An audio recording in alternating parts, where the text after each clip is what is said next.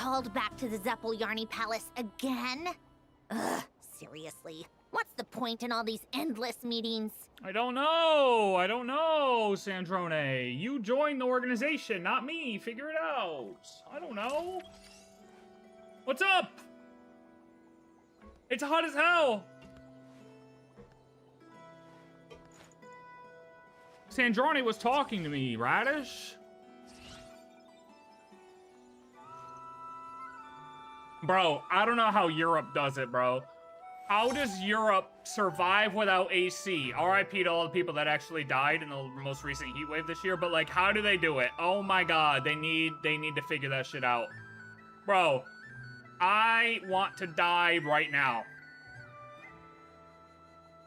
No, Radish, like music. my AC In fact, broke, I've taught brother. myself to It's play broken. They many need to different do a instruments. full You replacement don't believe tomorrow. me? And Find it me a is piano, so hot. And I'll show you a thing or two.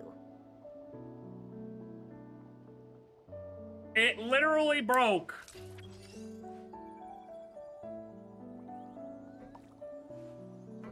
Bro, the guys came here that other day when I said it was hot, right?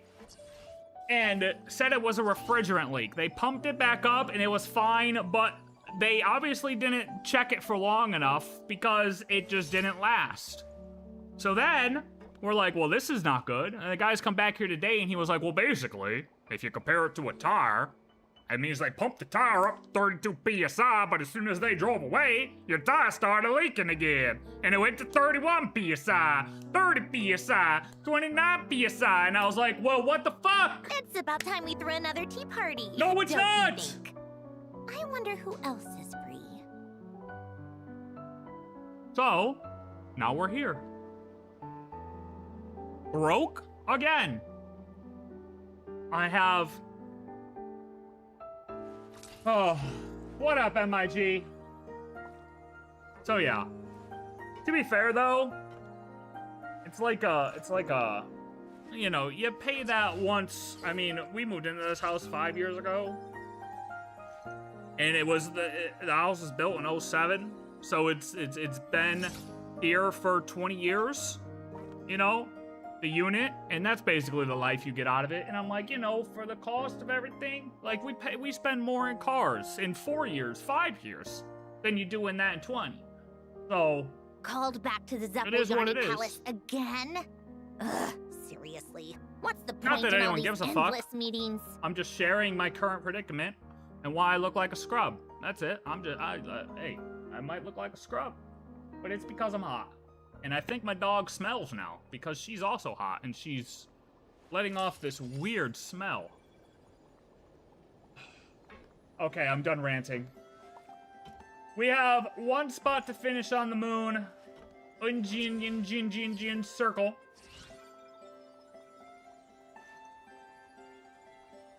Radish, tell me I didn't have the best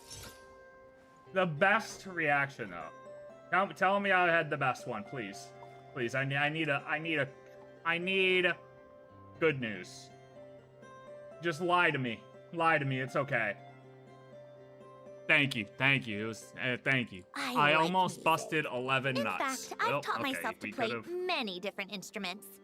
You don't believe me? Well, here we are. Find me a piano, and I'll show you a thing or two. Cheat blasted. Okay, I mean, we could've... Yo, dude, I'm trying to get a nice 3D scene ready for Snezhnaya. But I gotta find the right one. I gotta find the right thing. I gotta get, like, some snow. I'm gonna have to do non-Genshin assets. You know what I mean? But I want a sick 3D scene ready for Snezhnaya. That is my goal.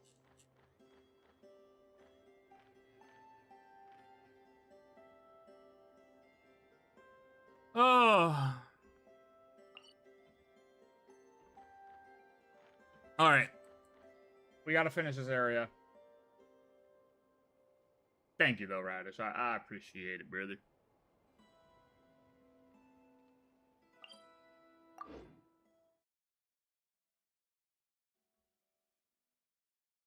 So I'm gonna finish this area. Every sheet has a hole now. I mean, is your cum lava? Like, what are you even saying? Like, why is it burning holes? Do you have chlamydia? No, but it is forceful. Like a bullet. Okay. That's healthy. That is healthy. I think that's healthy. It sounds healthy. I mean, that definitely sounds healthy.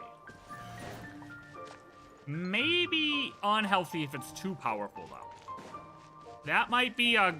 You know how, like, when you hold a hose, your thumb over the edge of a hose, and it makes it come out faster? Like, that could just mean you have a clogged pipe, which wouldn't be healthy. Be gone! Heaven's will made mine. Get back! I'll lament, leave none stand.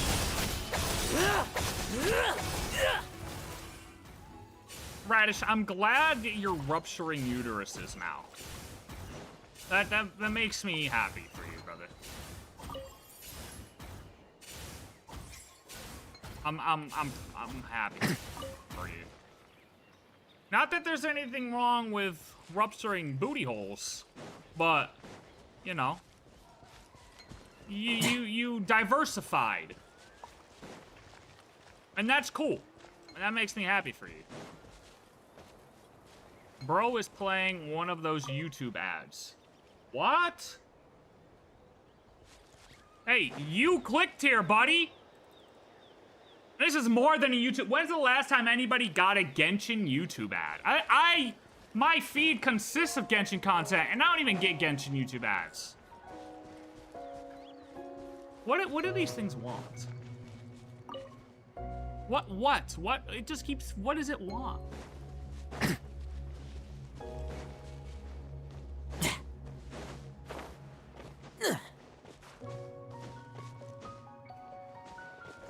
I mean, his name's Blade, though.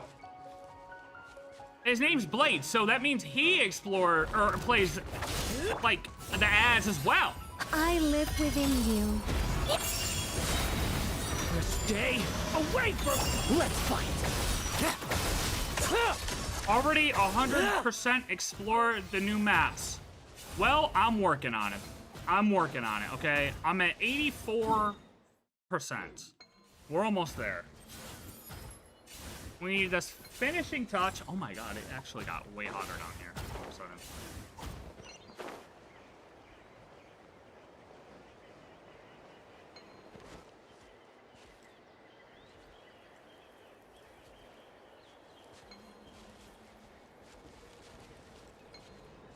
Radish, I'm basically free-to-play plus, ain't I? What is free-to-play plus considered?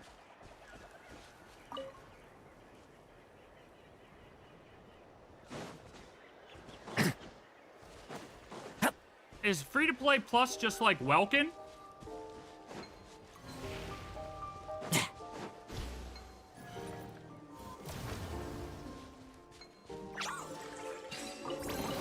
No. A meager haul.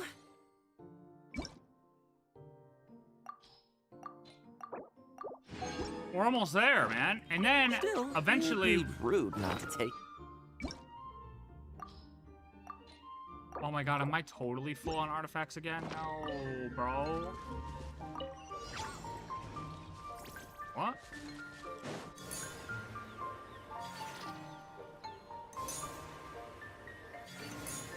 You drop 200 every patch? Oh my god, what does that make me then? I don't even do that. Bro, no, that is not free to play plus. No. That's more than free to play plus.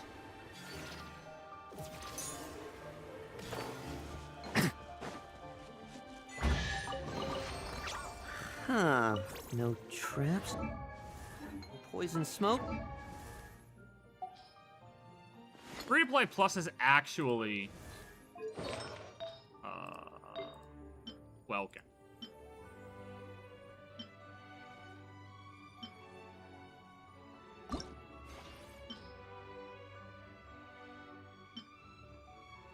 Right, I need to pay someone to go through my artifacts. Look, oh man. I'm so close to finishing that fucking artifact cleaner. I just haven't finished it.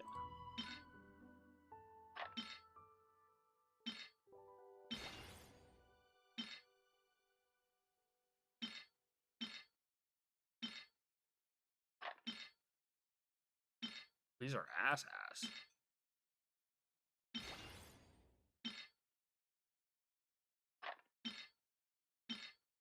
Oh, these are ass. Oh my god. I'm talking about you, fool. Oh. Wait. What? How? What? How was I flexing?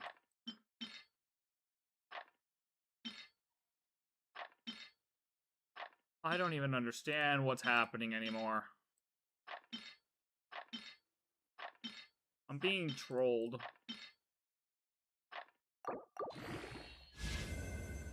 I'm just being trolled. Leave me alone. How do I get along with the other knights? Oh, okay. Well, I'm certain I've left a deep impression. That can only be a good thing, right? Okay, we got the time trial. We got the little thing. Oh, okay, can I click the thing, please? We got this Lunoculus.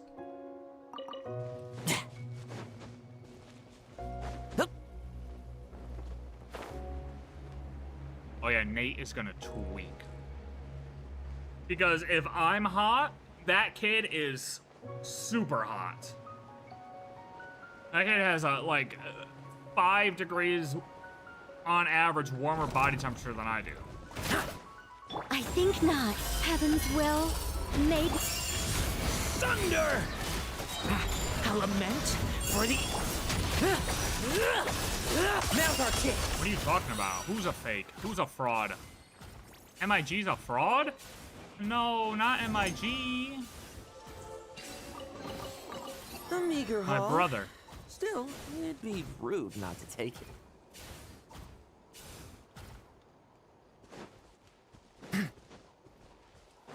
Bro's actually gonna tweak out.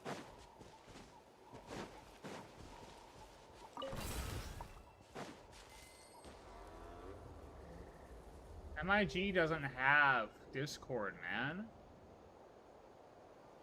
He's one of the cool kids. Leave him alone.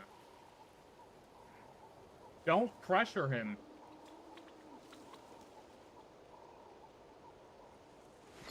Don't pressure him.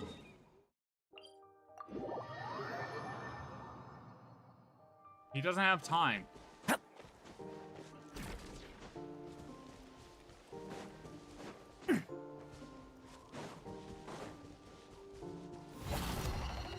Begone! No, Radish, you got it messed up.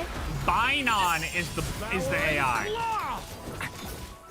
Bainon is the AI. Struggle all you want.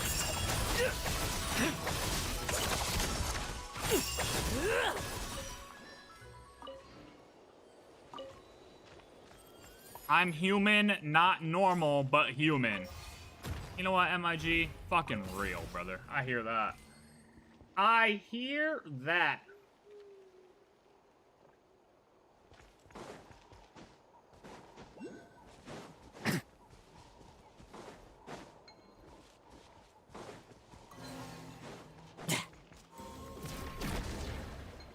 That makes him an alien, right?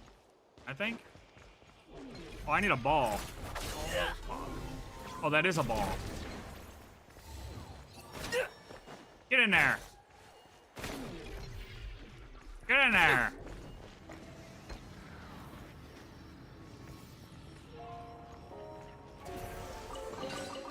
Ah, the spoils of war.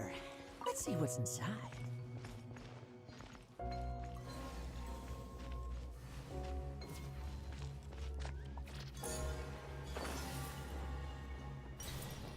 Radish, I'm not ready for playable Renova. I'm really not.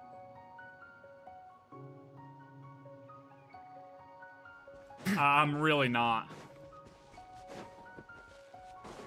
Renova babyface allegations?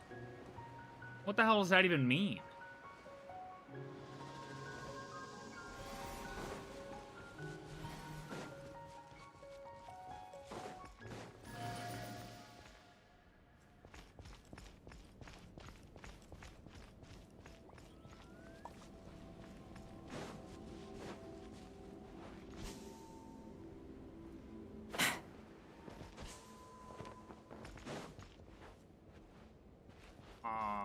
Oh, hey, buddy. Hey, I'm gonna have to kill you for this I chest. think not. Sorry. Heaven's will made my... Devouring claw!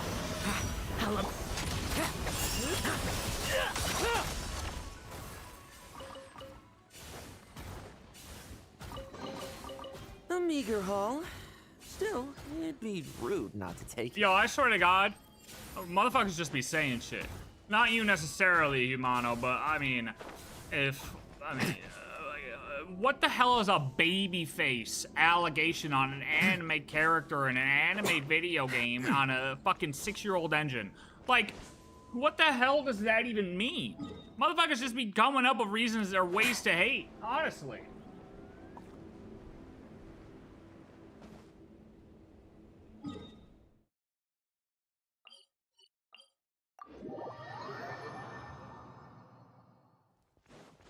And it's those same people who will be yelling, "Oh, leave me alone," when you call them a fucking retard on Twitter.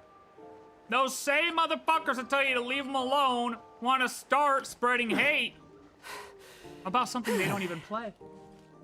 Huh.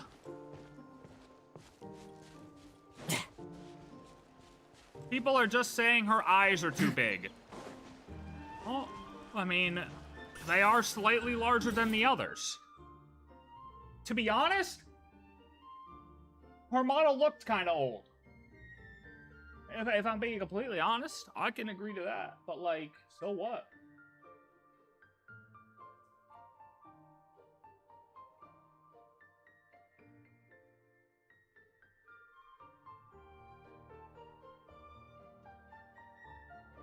Don't bully me. Yeah, I'll set my account to private and go on Blue Sky. Oh, no, please, stop. Please stop, I'm neurodivergent, leave me alone, stop! Stop! Stop it! Like, shut up, dude. You started it.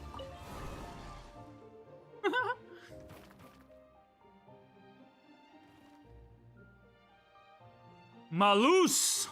Malus is covered in paint. What even is Blue Sky? I don't know, the liberal Twitter. Right, speaking of the exhibition, where are your paintings? That's where all the crybabies go after they get bullied on Twitter. I'm pretty sure.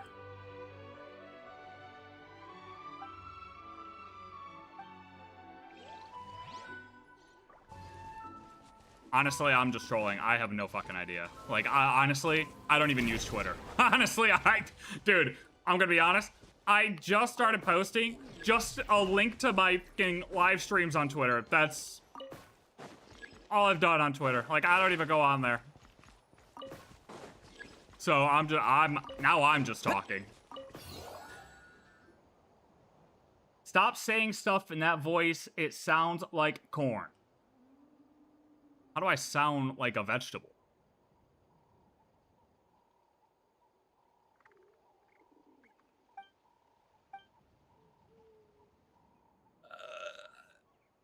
Paimon can talk to Malus.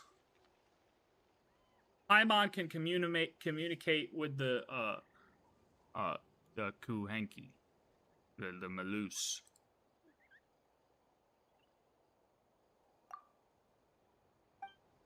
Maybe the other Kuhenki stole them. Columbina stole them. Learning a foreign language isn't that easy. Yeah, I have yet to learn a single one. I know hola, konnichiwa, ni hao, bonjour. That's about it.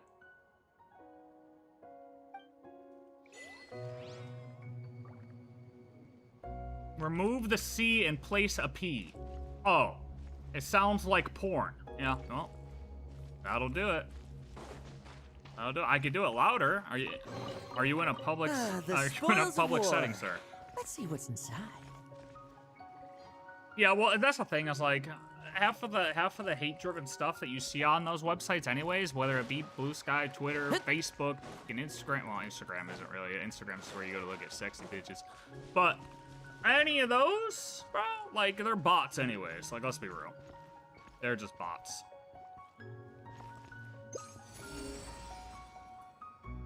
Oh.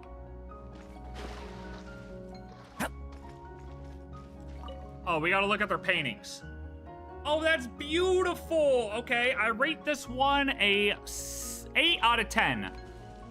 I could have used a little bit more blue in the southern part. I really don't like how you guys went to too much green in the southern part. We also could have maybe mixed in some pink, maybe a little bit of purple there. 8 out of 10. Good, though. Okay, they're all the same color. Okay, all right, never mind. I have to reanalyze now because you all are using the same colors. Okay. 9 out of 10. This one... 6 out of 10. It looks like you guys just stamped on photos. I don't really see too much paint there, if I'm being honest. This one... 8 out of 10. 8 out of 10. Columbinas looks like she's trying too hard. It's okay. It's good, though. 10 out of 10. Who made this one? This one's a 10 out of 10. Oh, my God. Absolutely. 9 out of 10. That's a good scene. That might be a 9.5 out of 10. That's a good one too. I don't know why I just rated all those. I felt like it was for a quest. What do you mean they're bots? The girl I talked to is absolutely real and not some 350-pound dude? Oh no. Oh no. Oh no. Who's gonna tell him? Who's gonna tell him? You're gonna end up on fucking True really TV, brother. You're gonna end up on True Can't wait TV. to get my hands on some apple cider. Don't do it. Break it off now. What's the dude's name? Oh God, who's the catfish guy? What the hell's his name? I'm blanking on his goddamn name.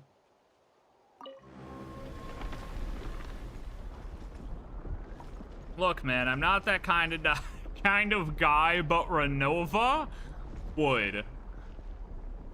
Hey, cowboy, let me put it to you like this. I'm not that kind of guy either, but definitely would. Are you kidding me?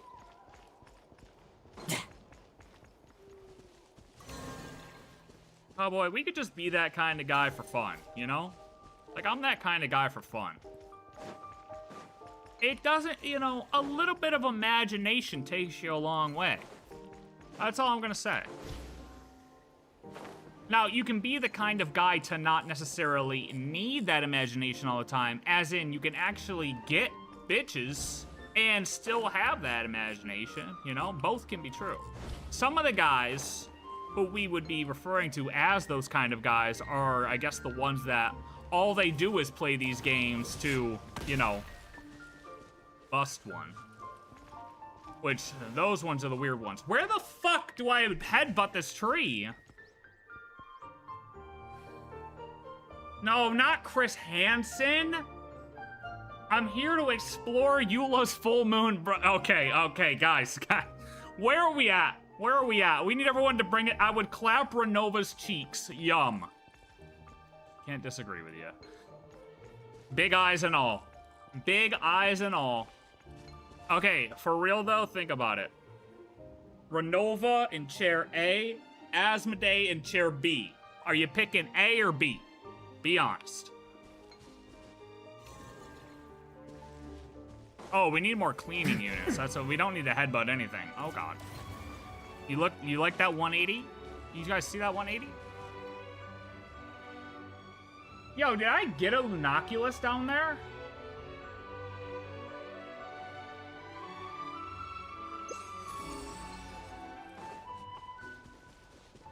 I feel like I picked up a Lunoculus down there.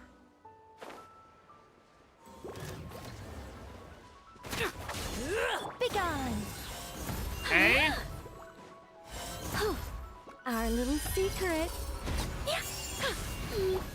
I would go A as well. I'll be honest, I'm going A. I'm going A. Going A.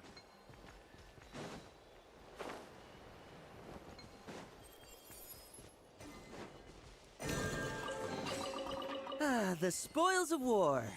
Let's see Okay, what's I got a better one. Cypher or Renova. I already know my answer. Oh, like, be real.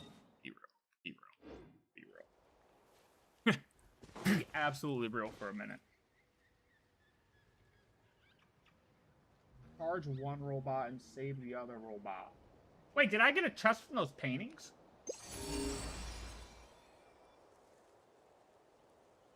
I guess so. I had to have, because there's a chest there. And I looked at all 5 paintings, so yes, I had to have.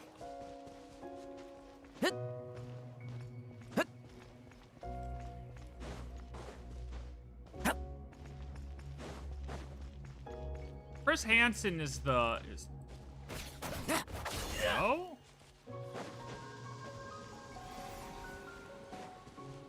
Renova any day, I am not that freaky. Now, Cowboy, you just haven't considered the possibilities.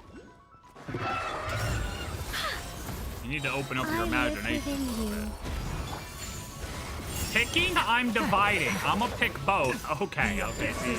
This is, guys, that is an S tier gooner. I don't know if, like, that guy has thought of all the possibilities. I am light years behind him. Oh my god. I don't know why I didn't think that before. The meager hall. Pick both Asmodee and Renova can... Wait a minute, I didn't even read the whole thing before I started. Asmodee and Renova can rip me in half. Oh, fuck, I'm dead. I died.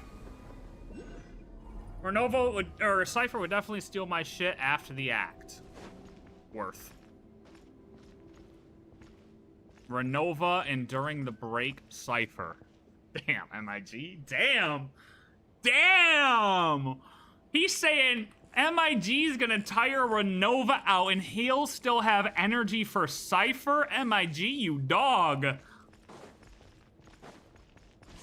Yo, MIG actually has that dog in him.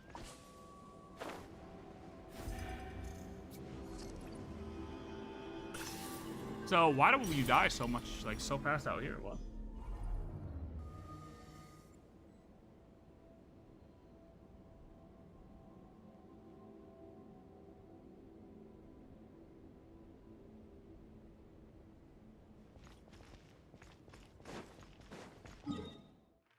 MIG, you better watch out. If Radish finds out you got that much dog in you, he might come after you. You know what I mean? He might come find you.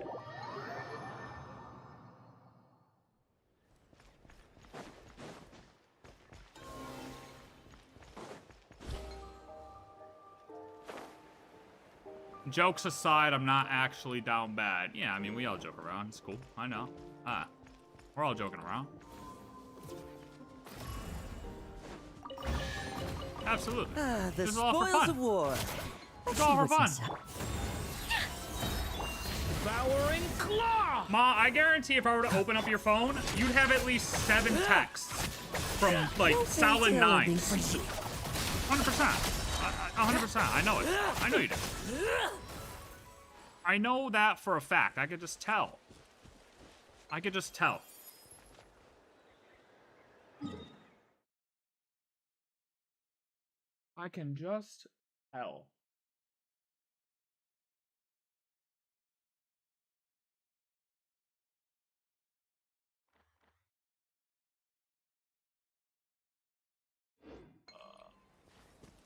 How are these chests down? I thought I already got everything. Oh, okay. The meager hall. First Emma Frost, then Lauma, then Renova 8 light speed. I fear you guys are so many light years ahead of me that I have lost the ability to comprehend what you are saying. And that's okay. You know what? I'm happy where I'm at. I'm happy where I'm at on the fantasy. I'm not even gonna continue that sentence, actually. I'm just gonna end it right there. There's no need to continue that sentence. Where the fuck are these chests at? Oh, I gotta put in this, a ball?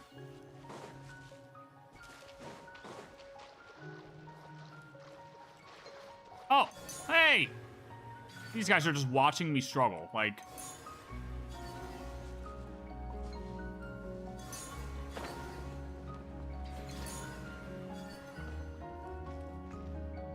Home.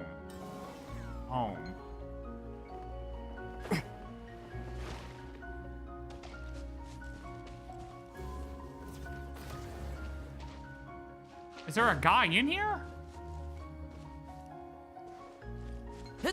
I don't know what they want. I don't know what they want from me.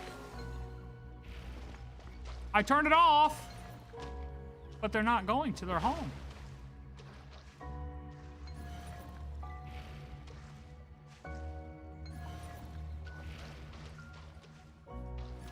Alice, Fanny's, or Renova? Well, unfortunately, buddy, I don't know if I wanna... I don't know what Fanny's looks like. So, not that one, for sure. And Alice is obviously the best choice. Alice, for sure. Alice. Oh, ball! Alice, for sure. Drop. Wonder Woman will always be the one and only. She was the first fictional character I had a crush on, and not in a weird way. No, that's fair. I know what you mean. So, I mean, I think, like, everybody as a kid kind of, like, you know, had that thing. That's why you see half the shit you do today. Yo, is this guy really not going to take the... Oh, the ball has to go in the thing over here, maybe?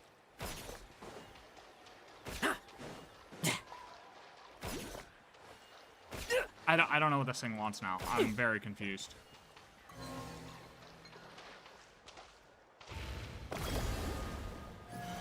How the fuck did I end up in a bubble?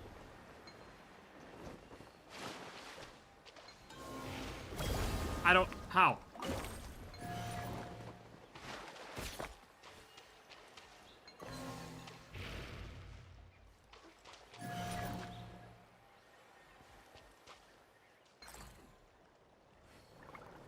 Why did that just all of a sudden work? Good, you guys are in your home now. Thank you. Huh. You get any time to just sat there and No push poison it in smoke? the thing? How unimaginative. Where am I? Right here?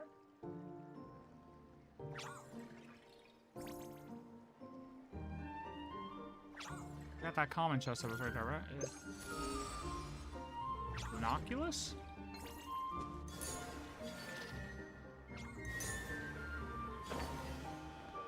Binoculus?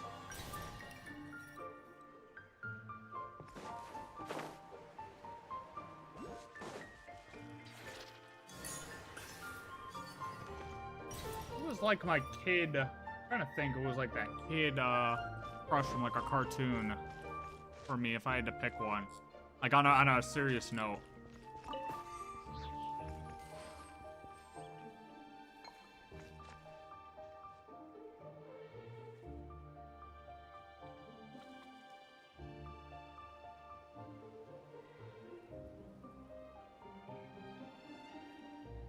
I don't know.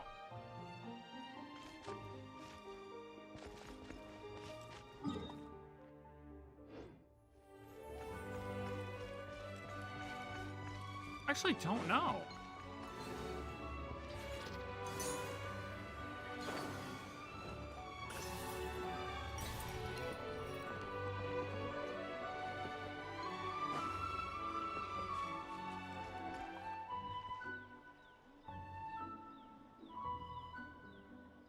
First crush would have to be the female lead from Aeon Flux? Who's that?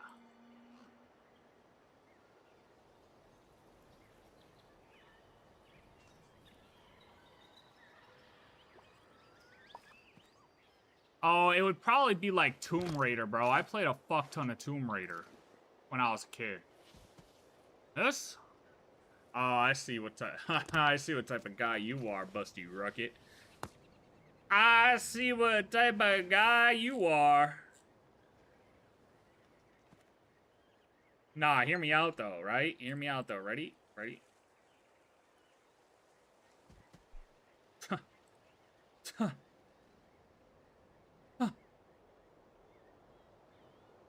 You know what I'm talking about?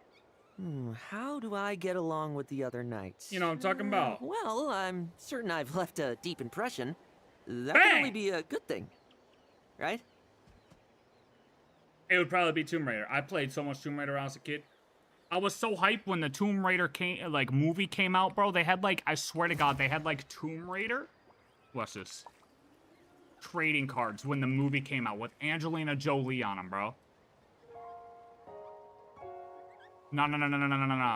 Tomb Raider movie trading cards. Bruh. Oh, man. These. Bro, I guarantee you, if I actually were to go look for these, I 100% still have these somewhere. I 100% still have these somewhere. I had the whole set. I had literally the whole set.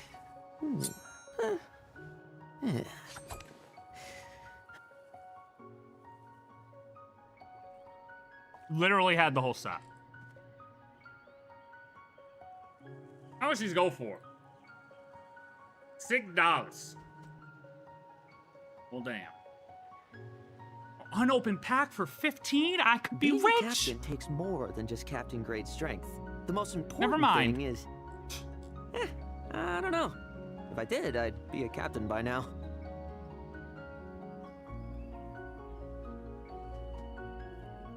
The outfit she wore when I was like 12 or 13? Yeah, yeah. Tomb Raider was fire. Dude, well, like when the first PS2 game came out, or not the first, was it the first PS2 game that was Angel of Darkness? Was that PS2 or PS3? Ah, damn, I don't even remember, bro. Angel of Darkness was the first.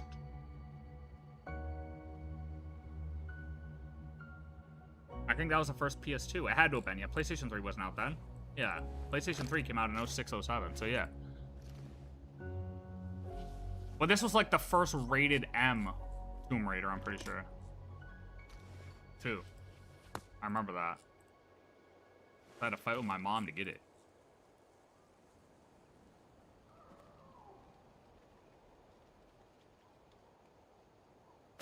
Mom, let me play! Let me play! Please, please! Yo, I remember one of the reasons I would always try to convince my mom to buy me like a rated M game is I was like, Mom, listen. It's just rated M because it's difficult. Like, legit, actually. Some of the games were actually rated M because they said fuck once. And it was difficult. Like, that was actually a valid reason, but she didn't believe me. She would never believe me. I'm like, dude. It's not even like... Bowsette Smash. Okay. That's like... base level Rule 34 shit. Oh, man.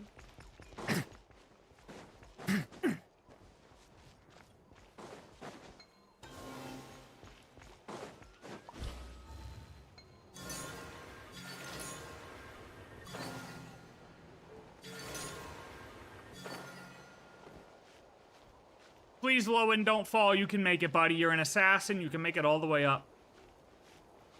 Oh, thank God. So close.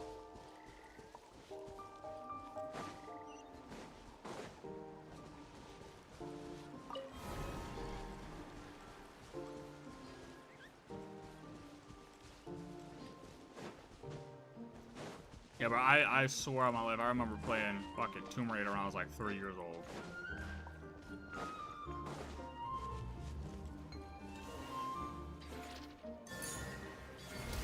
My first actual game, and it's weird sometimes our memories, right? But like my first actual game, I remember I was sleeping on my grandparents' couch, and they went to the store, and then they came. My grandma and my mom came back, and the spoils of war. I wake up and there's the Hercules game like sitting right next to me on PlayStation 1, and put that bad boy right in. I don't really like remember playing it, but I remember that moment of getting it. And my grandfather had like we had a PlayStation 1, but then my grandfather had like the special PlayStation 1 that you could play certain discs on. I don't even remember what it was. But you like needed that PlayStation. Mondstadt really is the place to be. To play, maybe it was like higher quality discs or something. It was like a chipped PlayStation 1. I don't remember. I asked my mom to get Final Fantasy VII. She took one look at Tifa and was like, nope. What? Bro, you're telling me your mom looked at Tifa on the OG Final Fantasy VII and was like, nope. Mind you, this is the OG Tifa. said no? Like, there was no resemblance of any type of, like, that could just be a buff dude. Like, literally a buff dude would look the same. Tifa now? Different story. How do I get along with the other knights? Well, Tifa I'm now? certain I've left a deep impression. That can only be a Well, good we're not thing. even gonna look that up Right? on Google Images. You know what I mean? You never know what you might accidentally come across.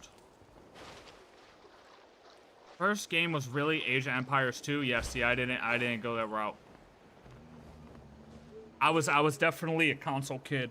I was a console kid, but I was a console kid PlayStation until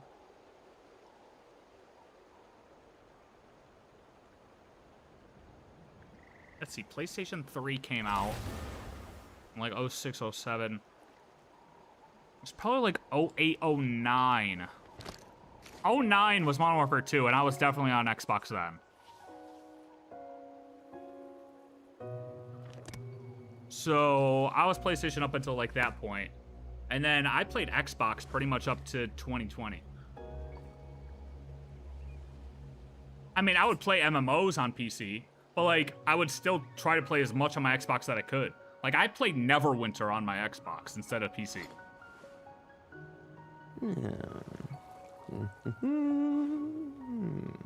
But I never did Nintendo. Sorry. This might piss people off, but I was never a Nintendo kid. Look. Nintendo games were always like party games to me, bro. Like Wii, when the Wii came out, that was cool, right? The Wii was cool. But like, bro, I never really played Super Mario. Like, I'll tell you right now, I have never in my life played a Super Mario game from start to finish. I've played maybe a level of 1 or 2 Super Marios.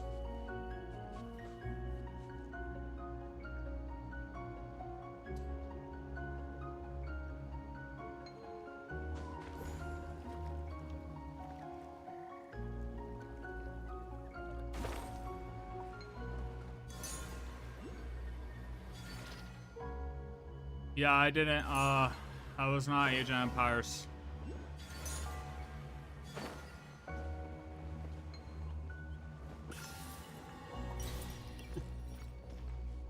I played an MMO called Priston Tale when I was a kid. And then I ended up, like, when I got to, like, 14, 15-ish, I did private servers for that MMO. And I did private service till I was about 17. Mondstadt really is the place to be. And then I just stopped. Can't wait to get my hands on some apple cider.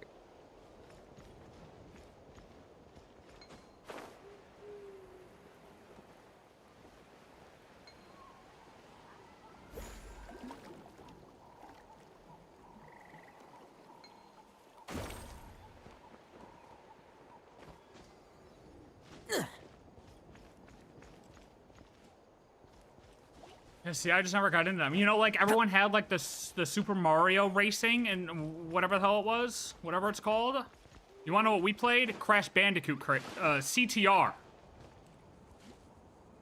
Crash Team Racing, baby. CTR, this is what we played. Crash Bandicoot Racing. Hell yeah.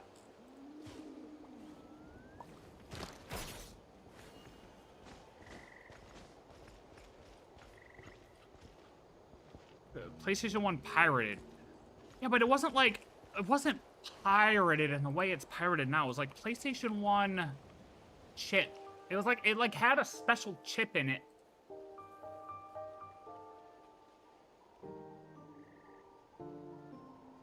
It wasn't, I don't, maybe it was, dude, and maybe I just... Small hardware circuit soldered onto one of the console's motherboards to bypass regional lockouts and allow the playback of burned discs. Yeah, but we didn't have, like, burned discs. That's the thing, we never had, like, nobody burned a disc.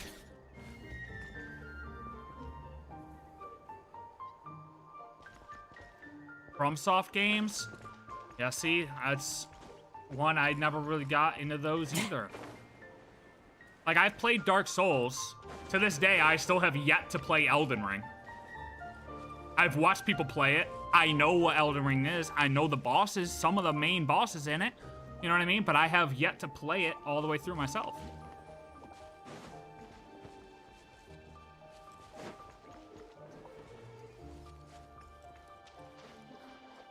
Yeah, like, I tried WoW. The problem was, I don't even know how, like, my aunt found this MMO. And then that's just one we ended up playing. Like, she actually played it. And then that's just what we ended up playing. And I played it so much as a kid that, like, just ended up doing private service for it. It's crazy. Conker's Bad Fur Day for N64? No, because I never had N64. Like, when I tell you I had no Nintendo, like, no Nintendo. We had a Wii. Made my For the bowling and the bow and arrow shit.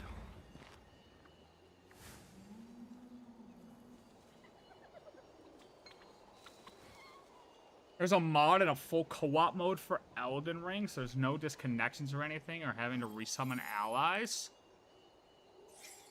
That'd be interesting. Hey. I did play Night Rain. I played Night Rain. That was actually fun. What the hell is this challenge? Oh my god, please. Please let me hit it. Please let me hit it still. Oh, why? Why is the world 8?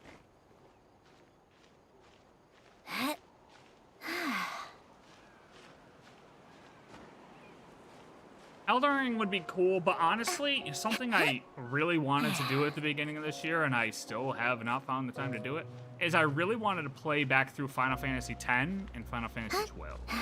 X2. Not 12. X2. I wanted to play that, like, now. The age I am now. Like, playing it as a kid, you don't appreciate it Certainly as went much. out of your way for this. Like, playing it didn't now you? and, you It's know, all yours. how invested we can get into stories. Like, I feel like it'd be a much different experience to play through it now. Yeah. I'll be honest, I don't even know what chests I've collected through here, so we're just hoping that we get everything at this point through the compass. I mean, because I have no idea. We gotta wait for the water to go down here, or what? Is that the trick? Yeah, okay. I have over 200 hours on Elden Ring, but the over difficulty takes the fun out of the RPG aspect. Yeah, see, Certainly like, went out of your way for I don't this, mind didn't difficulty. you? It's all yours. Like, honestly, if I were to ever play Elden Ring, I would want to find a version that had, like, can you still play it to where there's, like, a pre-nerf, like, Radon and, like, a pre-nerf, whatever else? Like, I would actually want to do it with the pre-nerf stuff.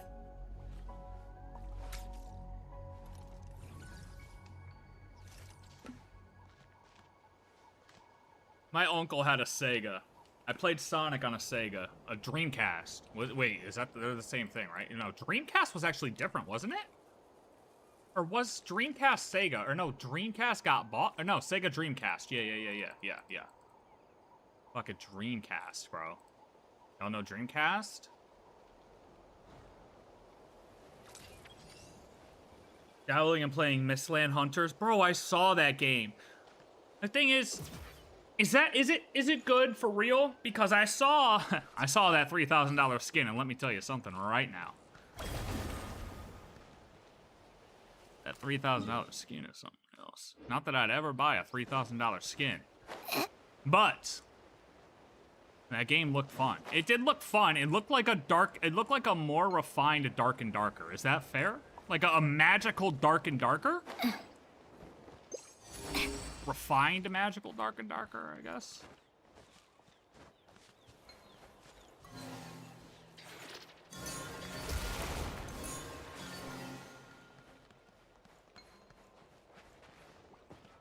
What the hell?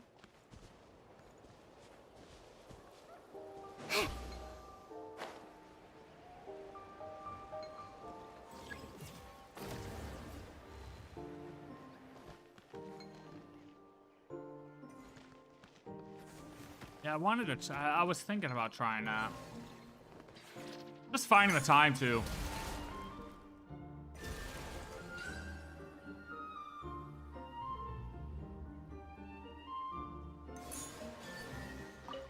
We could eventually Huh? do some All co-op that games work once for we this. actually get some time. Like right now is gonna be tough because we have like really this week.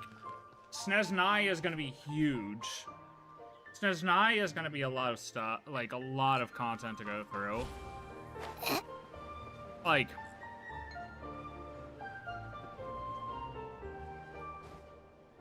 what are you talking about, Radish? Shit is nasty and greedy and big and sick and nasty. What? Radish, you on drugs again?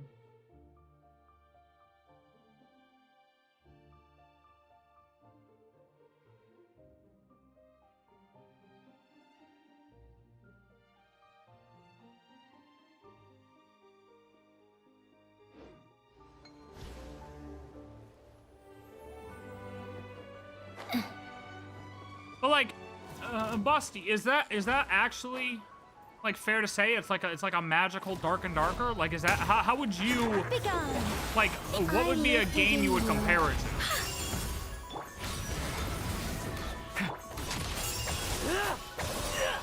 Cause like I've seen limited gameplay. You weren't ready for this. Now's our chance. The abyss is burning. Shadow. Struggle all you want. Leave none standing.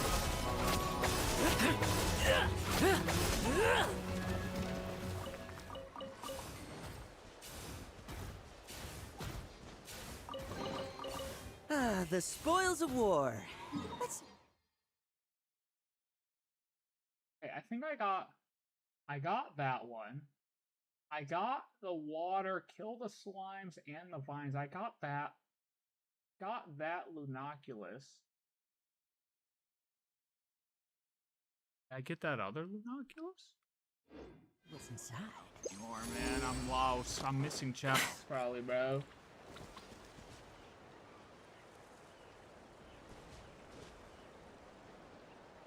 Sneznaya 90 pulls if you complete everything. That seems low. Not even a guaranteed character?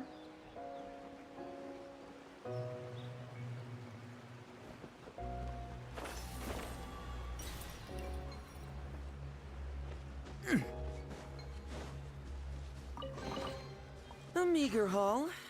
Oh, well, if you were to come in as a new character, you probably get a bunch of starter stuff. So probably as a new character, as a new player, you would get enough Take it. to pull, or a guarantee, right?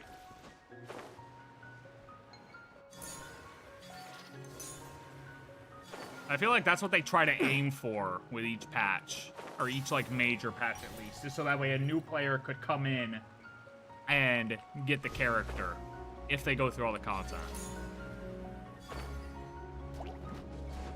Such defiance. Heaven's will made mine. Yo, Radish. Come on, brother. What are you talking about? Let's fight. Lower Primo gems? Why? Give me a valid reason as to why they should do that. I'm open. All right, I'll listen to you. Why?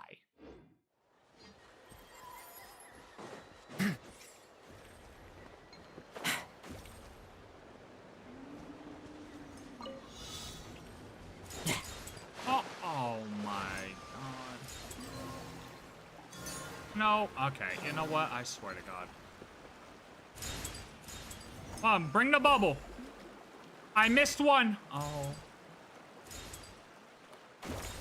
Wait, hold on, I gotta go down and get this one. Oh, wait, no, don't go up without me. No, come back. Bro, why is my, like, navigation ass? Like, I feel like I'm doing terrible.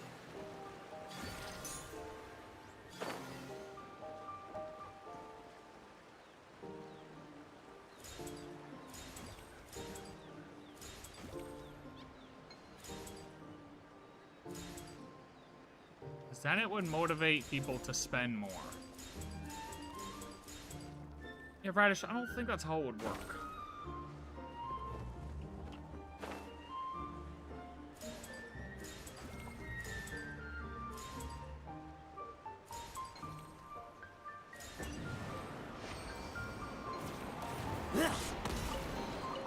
A meager haul. Still, it'd be rude not to.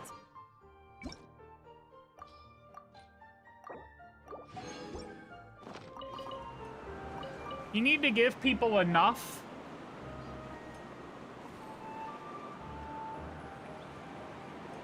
You need to give people enough to be like right on the edge and need to spend that $10 because you know most of the money they make, I guarantee,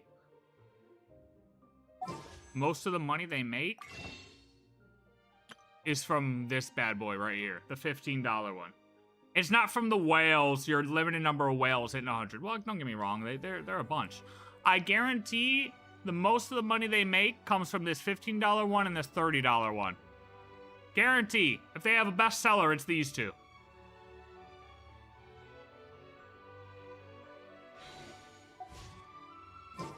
Why? Because people get to that, I don't know, lost 50-50, 70 pulls deep. They only need most likely 10 more pulls to guarantee that character. Boom, let me swipe a quick 15. But if they didn't have enough Freemos to even get them to that point, well then guess what? They're not going to spend that 15. They're not going to spend that 30. You know what I'm saying?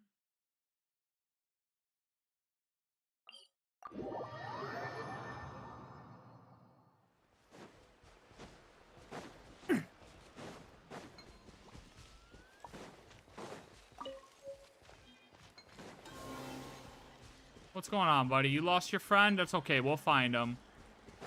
Hello?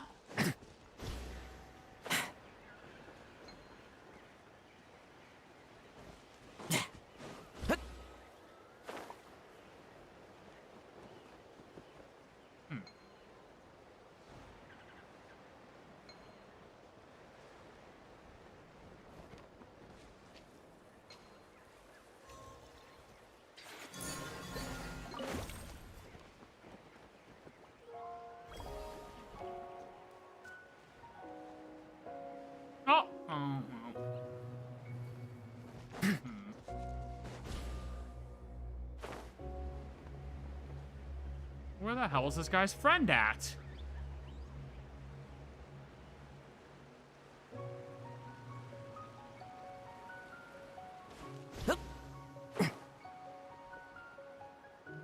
Anyone who believes that paying for Genshin is a scam is deluded in the fact that reality costs many and they aren't owed the right to a free game. Well, that's what makes it good, though, is you can play it for free if you want.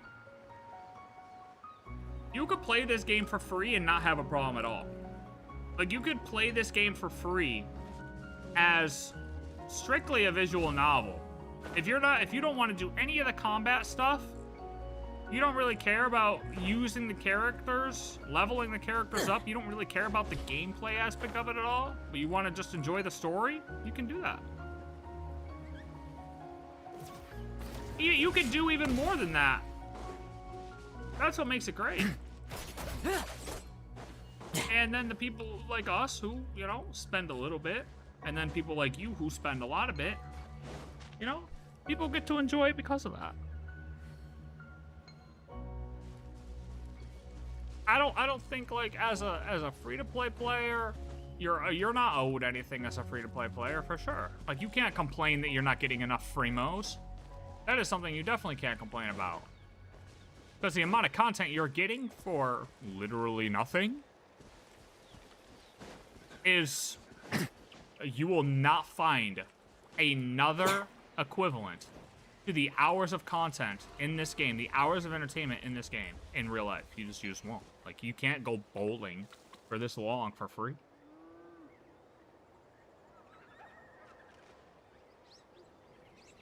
Like, Yeah. They definitely can't complain, Radish. No. Yeah, people who get, people who complain they're not getting enough Prima Gems for free, definitely can't complain. But, no, the only reason I said it sounded low for Snezhnaya is because I feel like it is something that they do naturally, is to try to give people enough in a new region to, if they were to quick start that region, don't get me wrong, you go through all the quests, you will have enough for plenty of free characters, right? But if you were to just go through the new region via the quick start, I feel like they normally give you enough to get the newest character. Like Odette, in this case. Dude, where is this guy's friend? So that's why when he said, like, only 90 polls, I'm like, oh, that doesn't seem... Because that's not a guaranteed character, you know?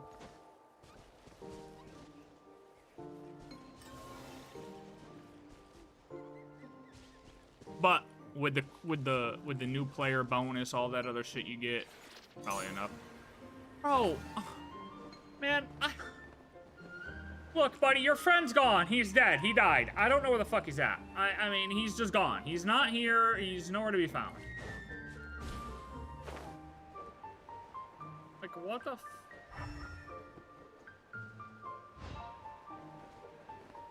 This is not real.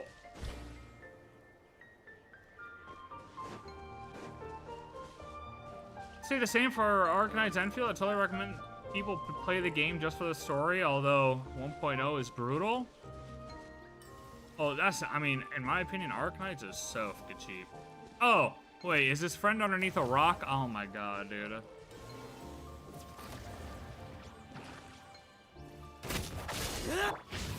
Thunder! Element? You think 1.0 is brutal in terms of the story? Secret. I didn't think it was that bad. Like, trust me, if I thought 1.0 was that bad, The spoils of war. Let's see what's I inside. probably would have not kept playing. If I'm being honest.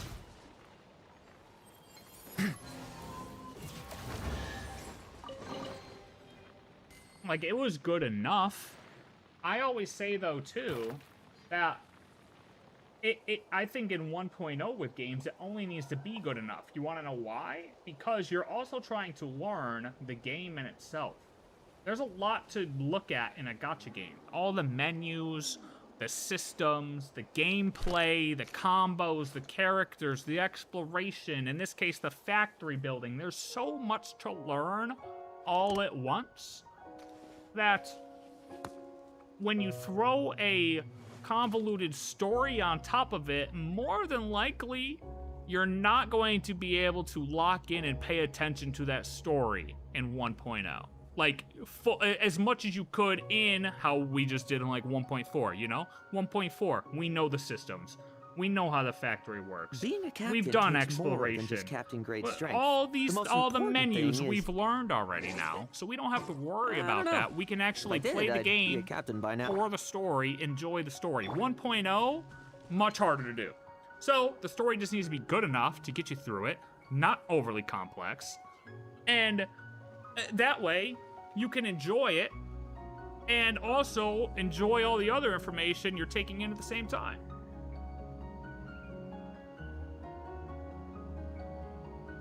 I only get the battle pass for these games as a way to support the game, but not a penny more. Day one player, and I still haven't pulled on a weapon banner in Genshin or any game.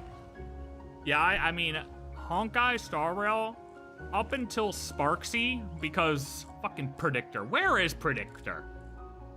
Predictor somehow talked me into doing a couple pulls on the weapon banner in Honkai Star Rail, and I got Sparksy's weapon. And then I was like, okay, maybe we'll do a 10 pull on each banner from now on for the weapon. Okay, fine. So I've done that, and well, now I have Yao Guang's weapon as well. But up until that, I never pulled on the weapon banner in Honkai Star Rail. I hardly ever pull on the weapon banner in Genshin either. Realistically. Can I stop here and play?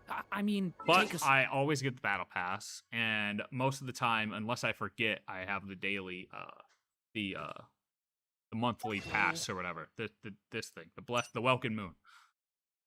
Like most of the time, I always have this active. Sometimes I'll literally go like won't go too far. days, weeks on end, forgetting to actually activate it. But I remember.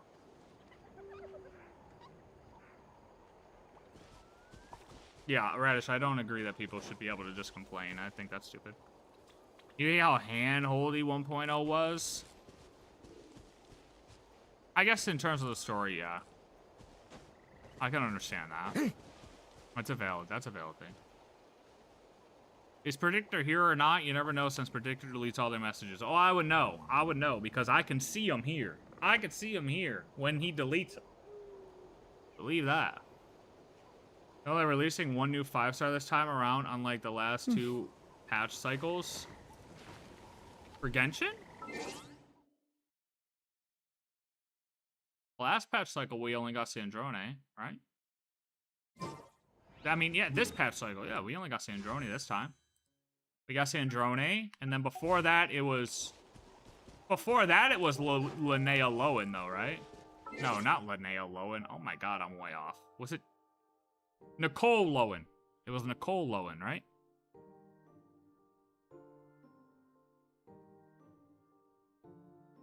I don't even know. I don't even know. I don't even know. I did see people talking about Honkai Star Rail.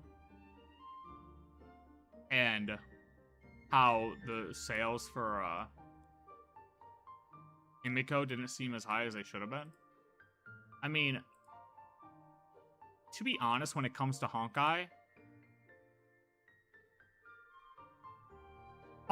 in my opinion, releases a lot of fucking characters.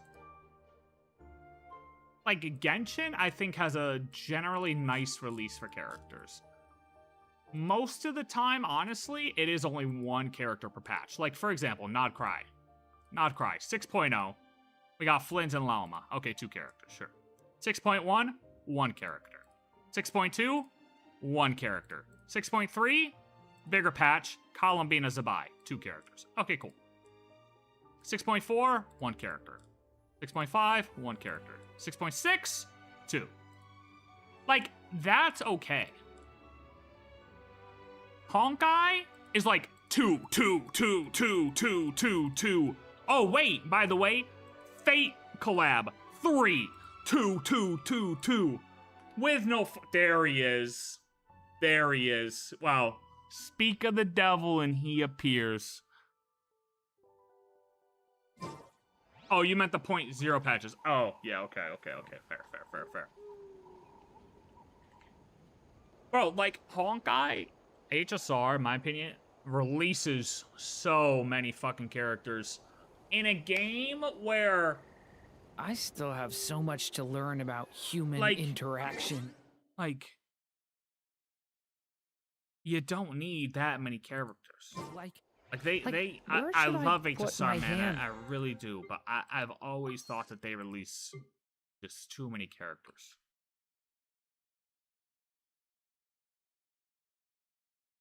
When I'm nervous, I just really want to make friends with everyone. I feel like in HSR, I can't even enjoy using one character enough before I'm, like, pulling the next one. And that could, I mean, that is kind of just the meat, or like anyone who pulls for most characters' issue, right? Like, I could, of course, just not pull for a character, right? And then be able to enjoy a character more. Yeah, sure, that's an option. Do I want to go with that option? No. But... I don't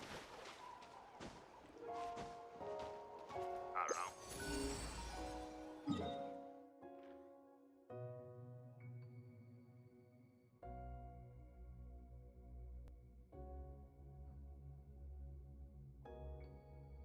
Get the orange.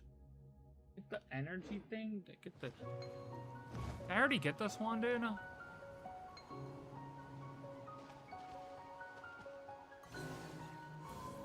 I feel like I didn't do this one.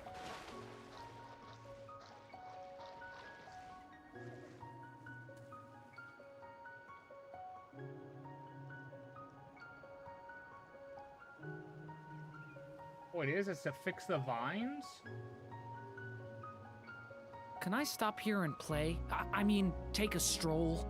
I won't go too far.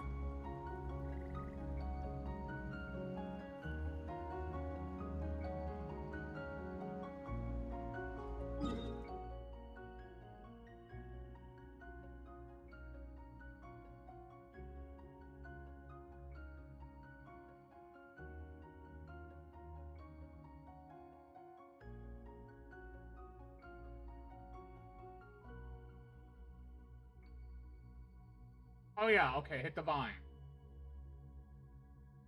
Okay, I did do that, because obviously there's no vine here. Okay.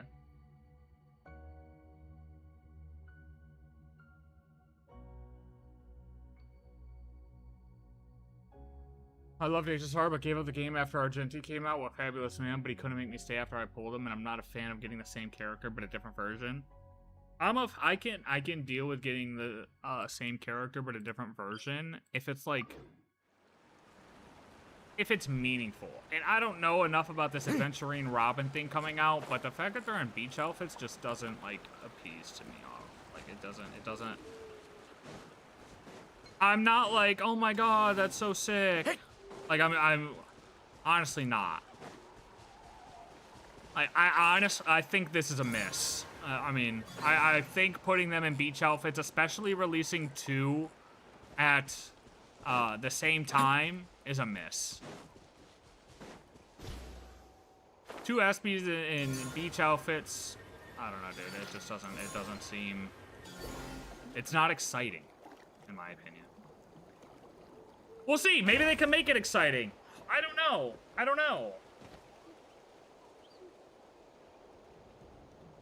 I don't think, Radish, I don't think it's like a zero inspiration thing, because according to some of these other guys, HI3 characters have like 10 different versions. I think it's a Honkai thing. So it's like I'm not completely against like getting another Silverwolf who like we get a big lore story. We got a giant story behind Silverwolf and her road to being this 999 character, right? Like the story and everything backs it up. Blade, same way. He finally gets rid of this being inside of him, transforms into Mortonek's Blade, suppressing Shu inside of him. Good story, great, awesome, amazing, right? Love that. Himiko, introducing the mech gameplay. Love that. I honestly do. I mean, this is honest opinion. Not paid, okay? Not paid. That's honest opinion, okay? I feel like these 3 characters had a good story behind them. They're important characters, main characters, Stellar Run Hunters, and our navigator, right? Each day Good. is a new page in my story. However, Adventurine and Robin randomly getting beach outfits, I'm just super curious what kind of story we're gonna get there. Adventurine on the IPC planet? I want to. Okay, I mean he's a member of the IPC. Okay. Robin? The fuck is Robin getting an outfit for? Not just an outfit, an entire character in a beach outfit. For what? Why? Why is she even here? What is happening?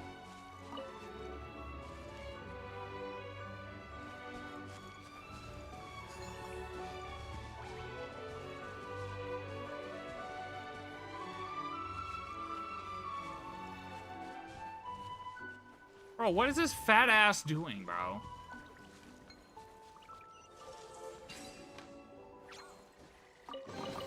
They only had a cast of that many people. HI3 makes more sense, I guess, because they were a smaller company at that time, right? Smaller company.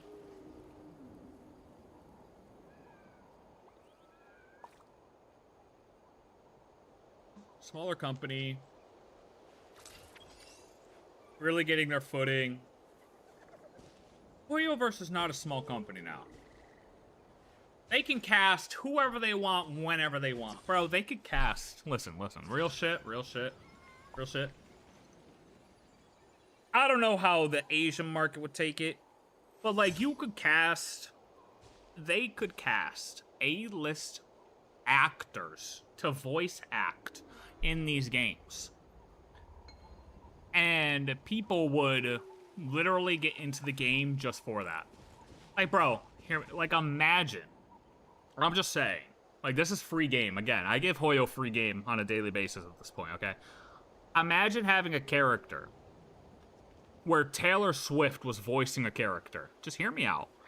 You know how many Swifties Called back to the Zeppel would actually install the game just to hear Taylor Swift in the game?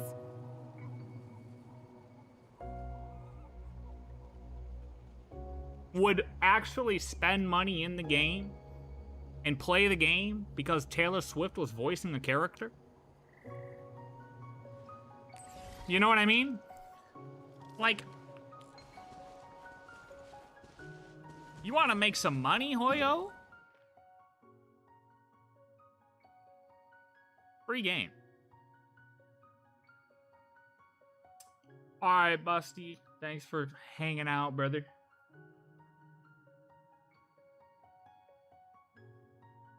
I'm waiting for a Snoop Dogg collab. Bro, exactly. Snoop Dogg may not have as many people play the game just because he's voiced in it, but you get my point. The point I'm trying to make is there. And I understand it's different because they're an Asian company. Things are different. what's inside? They have to consider their Not that I care. Asian market as well. And how their Asian market would react to it. And I guess how this, I mean, do they fall under the CCP? How they would react to it as well? I don't know. I don't know how that works. But they have to play politics a little bit, sure. But I'm just saying, like, if you figure out the politics of that, imagine. Oh, I'm not gonna lie, like, if all of a sudden Robin was, I mean, Chevy does a great job as Robin, right? I mean, her songs are freaking amazing. I mean, let's be real.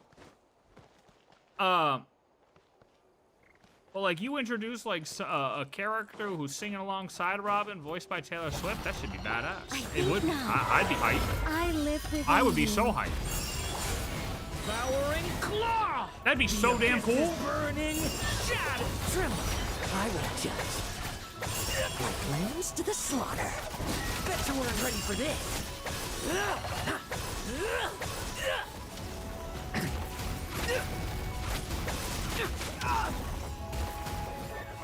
What is going on? What is this guy? Ibni. Well, Ibni's an asshole, is what he is. Get back! Will I become a star in the sky? No, Durin, you're not becoming a star of anything. You died. Bro, what is going on? secret. Find your source structure? I mean, what the hell does that even mean? Do I have to use this? What does it want me to do? Oh, I see. I see what it wants me to do. Hold on a minute. Oh, well, I got that. Oh, bang! Okay. Jesus. Oh, hold on, headbutt. Hold on, we're gonna headbutt real quick. Be gone.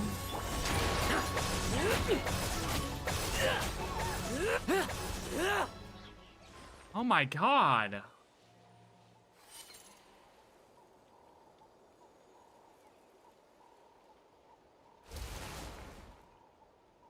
I'm not gonna lie, I think they'd rather do a Hoyo Mix collab if they could ever pull Taylor Swift rather than make her a voice act. Yeah, but they could do both. A meager haul. Still, it'd be rude not to take it. I'm just saying they have the money for like they actually have the money to pay her to do that. And I really think they would turn a profit on that. Taylor Swift is gonna charge you top dollar, right? But I really think that even if they pay her top dollar, they would make their money back. Like, you get the Hoyo Mix out of it as well. The Hoyo Mix content out of it as well. Like, you get both. They did do a Hatsune and Miku collab with HSR, didn't they? Dude, what was... Yeah, there was something there. What was that?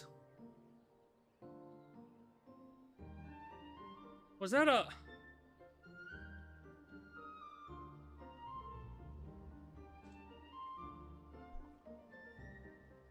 Yeah, they did a video collab.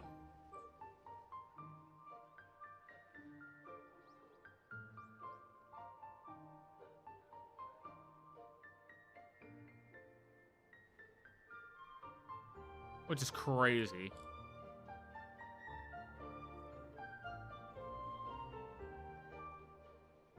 I mean, what is the origin of...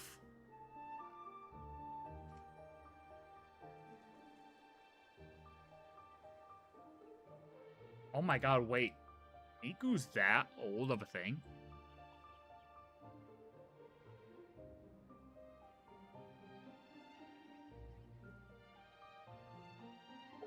Oh my god, I didn't even realize it was that... 2007?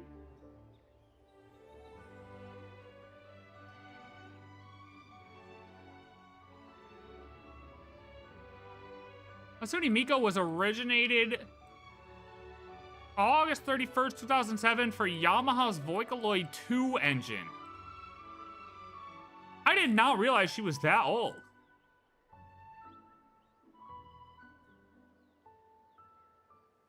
Wow. Wow. We have Taylor Swift at home. It's Navia. What?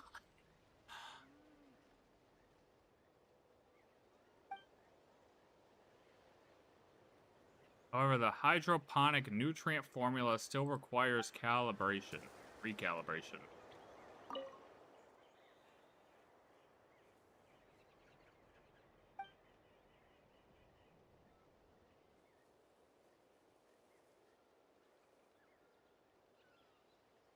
Would hydroponic nutrient formula be considered like the material to feed the tree? What is hydroponic nutrient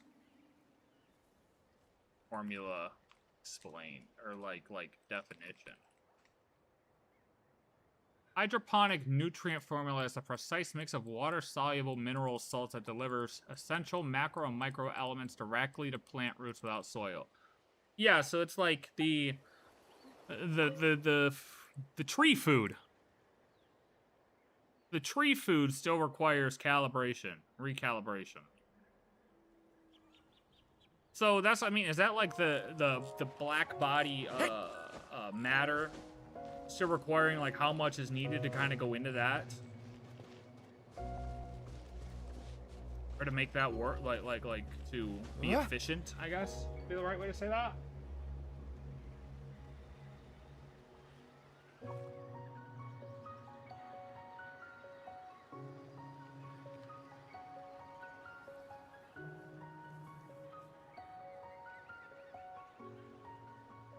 Already found that, man.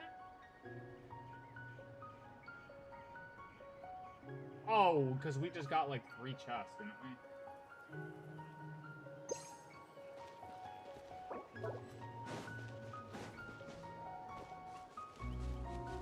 When Avia first appeared, many people called her Taylor Swift. Wait, really? I didn't even know that.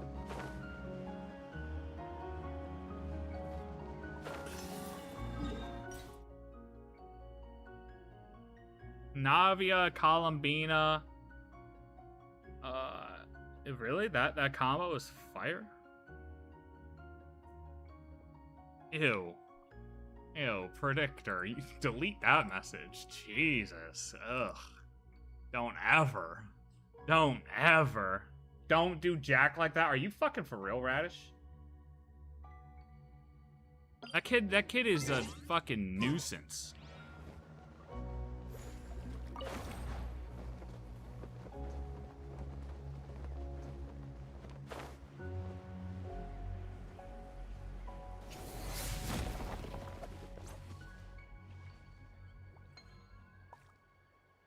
Hello.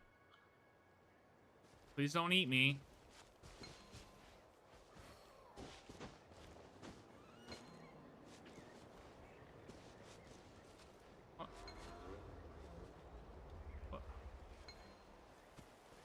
What do you want?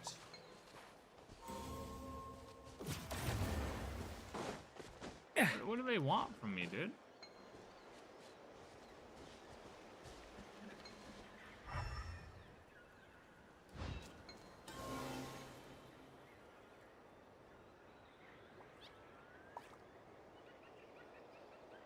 Follow them for a chest, but they're not. Oh.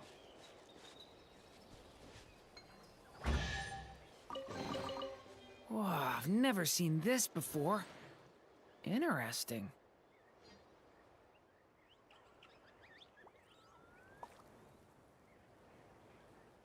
Guys, I'm not gonna lie, I didn't plan on, like, taking this long to go through this area. I thought this was gonna go way faster. I am actually, like, it is so freaking hot right now, bro. I can't even...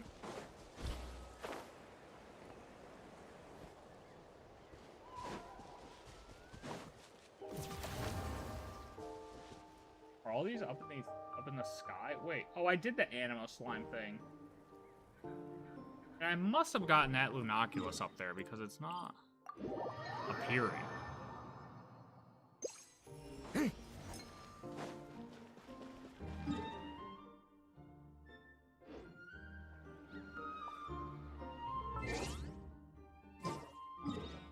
Where is this? This challenge over here. I did that challenge. Hey, did I already...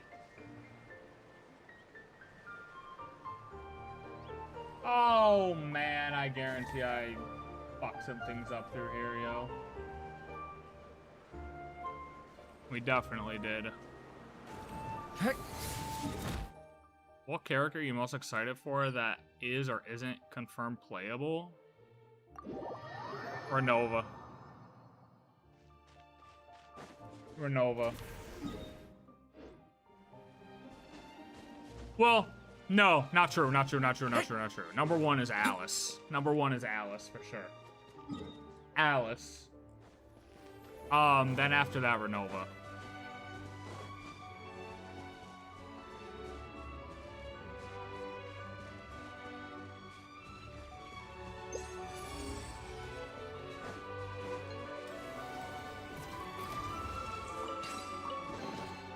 What suspense. It's like opening a gift. Hot take. I hope they delay the Saritsa. I hope the Saritsa doesn't come in 7.2, 7.3. I hope the Saritsa ends up being playable at the end of the 7.x patches.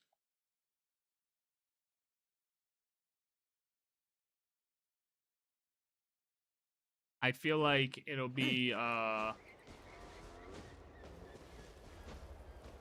more impactful because normally when they come out is like when it's their big climax for the story, and I feel like getting the big climax for the Saritsa in the story that early in the 7.x just feels off. So that's what I'm saying. I kind of hope that her climax point isn't until like later. Rhine-Daughter didn't do anything wrong. Rhine-Daughter did nothing wrong. Rhine-Daughter's a G.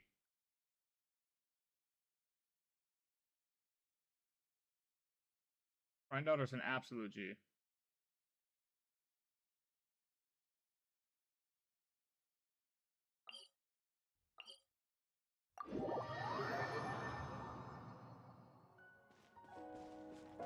Like, you know how like Cyrene didn't come out until the end of Amphorius? That's how I hope they do the Saritsa. Like, actually. Like, just like the S. Like, yeah, like, just like that.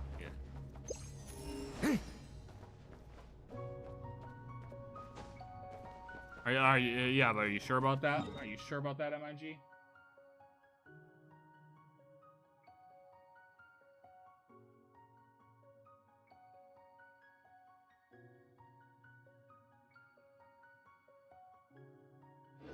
Fucking, these are the rooms with the trees on? Yeah.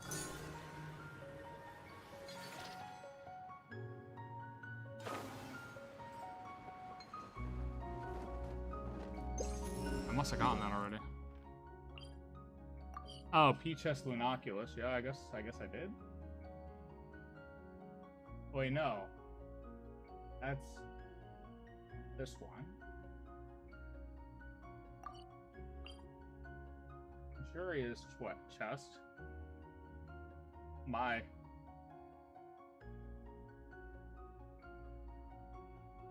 I guess that was just a precious. Oh no, that's luxurious.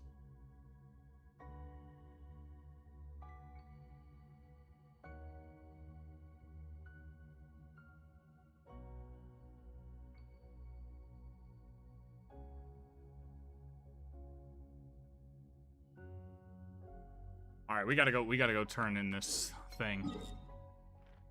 Because I don't know. They've never done that in Genshin. That's my point. I hope they do.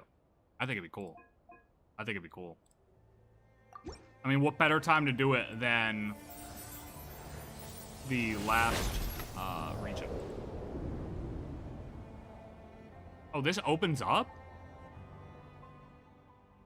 Self-diagnostic complete. Lockdown lifted. Since your last visit, a total of unknown cycles have elapsed. Welcome back, Master of Flame and Wisdom. Your Majesty is Yiquatl, and your esteemed companion, the Sovereign Ruler, Your Excellency, Mirror of the Dawning Morn.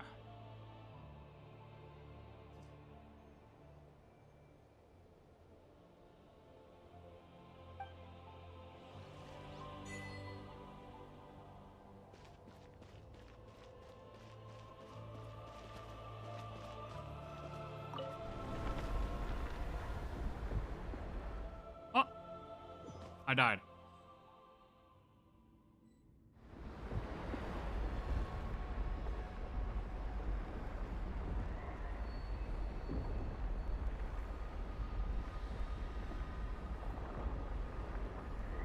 Is this what Raiden was talking about? The data array?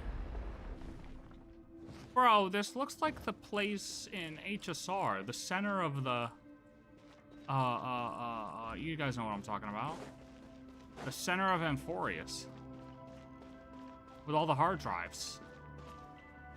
Like, this is literally the same. It just is with dragon tech instead.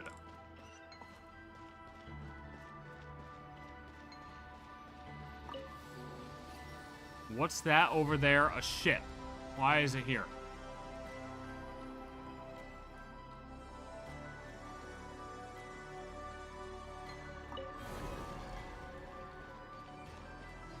Highest score 39.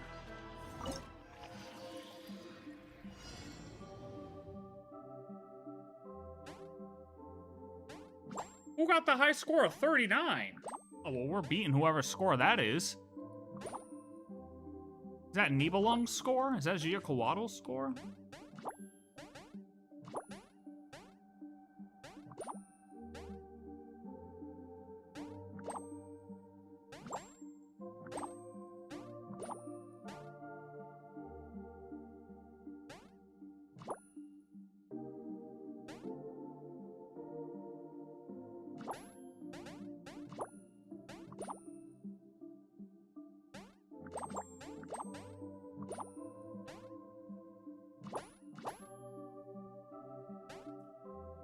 I just hate how, like, it like, lags a little bit.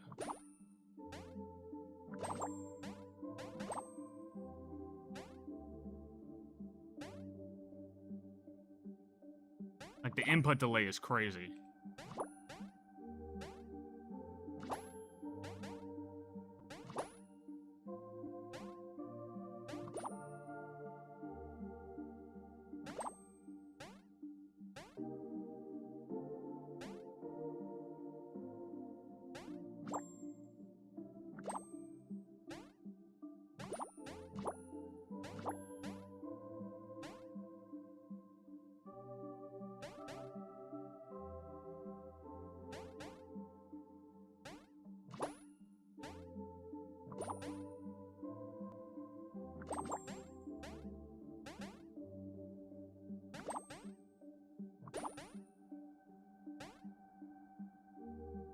I whooped the Dragon's high score. Absolutely washed. The Dragons weren't gamers. Confirmed.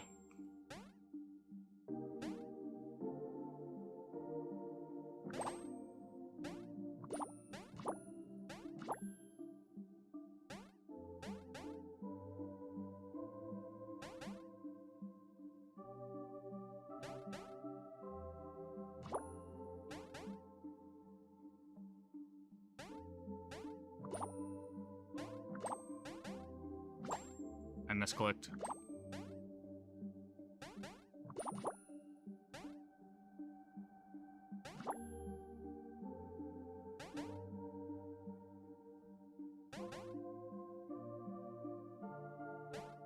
Oh my god, I almost misclicked.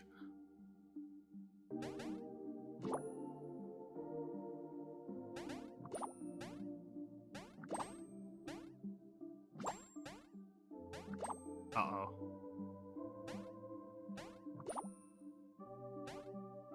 Look at my high score. 6-7.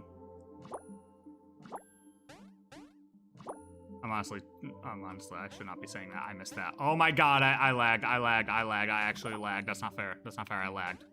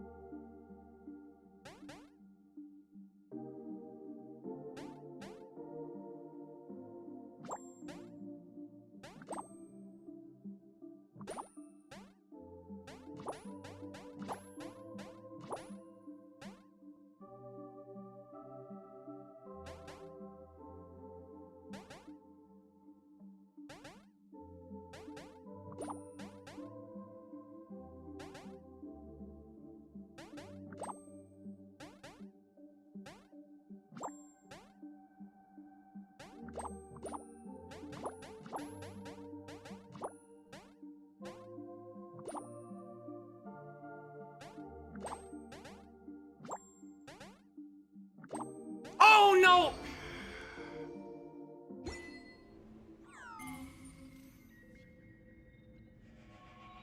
I didn't hit it fast enough. I messed up. Oh, that was so close to 100! Come on. Okay, 90's pretty good, though. 90's pretty good. Honestly, I, like, tripled the dragon score, so in my opinion, as long as I'm better than the dragons, I don't care. Is this the last thing to go see the Moon Sisters, yeah?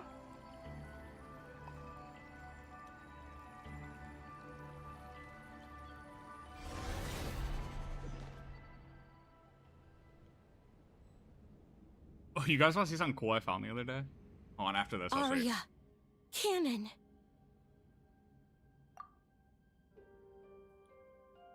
What? This was far beyond mere punishment, and not for the first time either. Be it the City of Dragons our king entrusted to us, or the fragile yet beautiful homes built by those tiny humans. How many more innocent lives must you watch die before you stop standing idly by? If our king were still here. He is not here, Sonnet. If that far from omnipotent ruler believes this pale, horrifying fate to be order, if this is the only way to save this doomed world from being devoured, then no matter how heavy the price demanded, and no matter how much sorrow that price brings me, it is far better than pitch black silence. El Aria. El Aria. El Aria. Sorry. If the world is destined for destruction, what's the point of fighting the darkness? Sonnet is based. Exactly. Sonnet? Nothing, Sister Arya. Forget I said anything at all. I just think we shouldn't stand by and watch as that tyrant slaughters the living beings who put their faith in us. Whether they be dragons or those tiny humans. Absolutely, Sonnet. Shouldn't we save them? Yes. But you didn't. I can understand Sonnet's anger, Arya. To me, what that ruler did was far too cruel. So every HP Glazer hates Sonnet is pretty much fair to say. Even if there's only the slightest chance, I want to do everything in my power to save those who can be saved. And half hate canon. But what about those who can't be saved? Those for whom salvation does not come, whose lives were lost. Are their blood, tears, and wails of agony simply meant to vanish without a trace?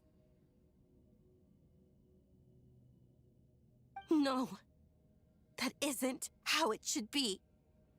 I wish for everyone to be saved, and for none to fall. Well, I'm like half-half with you, Sonnet. Because honestly, it's like, sometimes if there are people who aren't willing to save themselves, they kind of don't deserve to be saved, in my opinion. But I believe they should have the choice to whether they want to save themselves or not. You know what I mean? So it's kind of like a half W Sonnet.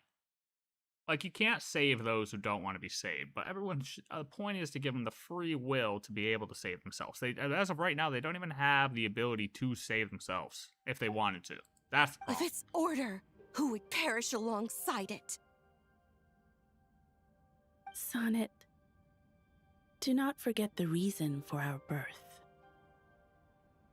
Our mission is solely to preserve this world until our king, who granted us life, returns from afar.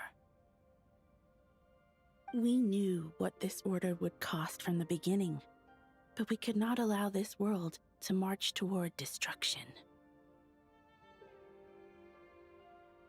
I mean, hey, look, you know, I'll give her that. She thought she was doing the right thing. She really did. She said, this is the order we were given by our master, by our creator. And saving the world is exactly what we're supposed to do. So, I'm going to do that no matter who dies. She's here to please Nibelung. However, she wasn't right. She did what she was told, but at what cost? And it pissed Nibelung off. In this case, Arya did not make the right choice. Did what she was told, but it wasn't the right choice. No, this isn't even about order, Arya. Sonnet, to us, to me, you are our dearest little sister.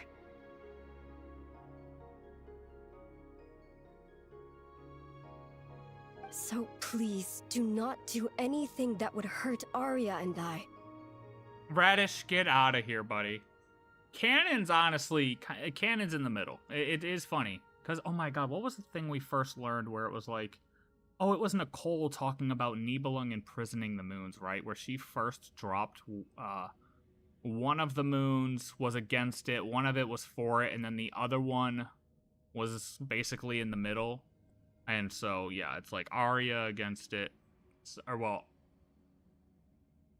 whatever. Arya one side, Sonnet the other side, Canon in the middle. They're all my wives. I got hands. Let me save them. I mean, I can understand everyone's position. But Sonnet just end up being like, Sonnet here is the right one. Even though she's acting a little bit too emotionally, you know, she's a Sonnet seems to be acting out of her emotion of just saving people, and not just the fact that she like, in my opinion, they deserve to be saved to have the free will. Like, they deserve to drive themselves to destruction if their free will drives them there to do it. That's what I've always said. Sonnet seems to be doing it from a, like, oh, let's just, you know, emotional save everyone standpoint, not a free will drive themselves to destruction standpoint. Like, me personally, I don't give a fuck if they get, like, if they end up really dying or not. It's just the fact that they don't even have the choice to pick to die or not. Like, they're just, it's coming down and hitting them. They don't even have, like it's just superpower that's just bringing death to them. If they decide to drive themselves to the darkness and end up dying and crashing out the world, then so be it. At least you had the free will to do so.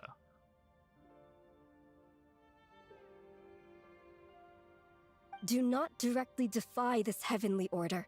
At least, not now, while the world is still so fragile.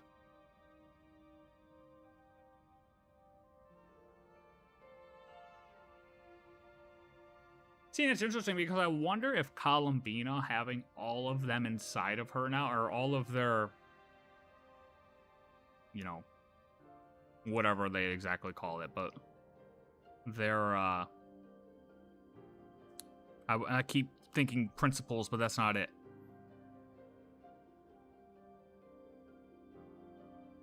We'll just call them souls for the time being. All of their souls in her right now. Is she, like, having this conflict within herself? Columbina. You know what I mean? I guess Columbina basically having the conflict of all three Moon Sisters within herself. Authority, thank you. Yeah. And Columbina holding the authority of all three of them. What kind of power is she gonna hold when it comes to talking to the Shades? You know? Because obviously if the Shades are making an appearance onto that, I mean, us hitting them, that Renova talking to the Saritsa, the rule of not intervening is kind of, well, something's changing here. So, Columbina holding these authorities, curious how she's going to play a role with the Shades. Especially when it's like, do not directly defy this heavenly order, at least not now. So, like, if this line is within Columbina, Canon's like hey, not now, is Columbina having this inside of her where it's like, Canon is saying, okay, maybe now we can defy this order. You know what I mean? Does that make sense? To be fair, HP and Nibelung are absolute. Being caught in the middle of such a choice gotta be tough. I now get why Neferith and Arknight said fuck both sides. I mean, to be completely fair, it's not as though I'm on the dragon side. The dragons seem to be the better choice because at least they didn't have a power above them denying them free will. You know what I mean? That's the problem. So it's not like a pick between the two for me. It's just to let people have their free will to do whatever they want. Canon, I'm not a fan of gods. Istaroth told me of a word that only humans may lay claim to. Hope. As long as there is life, there is hope. There will always be hope. For real. That's us. That's us. That's us.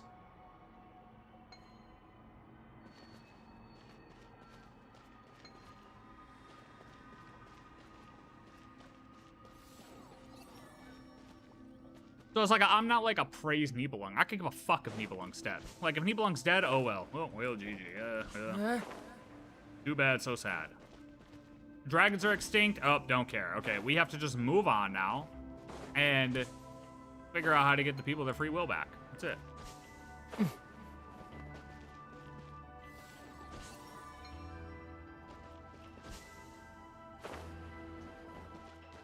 #1 Cypher fan. Predictor, do you want to fight, buddy? Dude, I swear Raiden told me there was something within here. Something else within here. Like, this is just a data center. This is crazy. This is actually just a data center. I did not know this was here.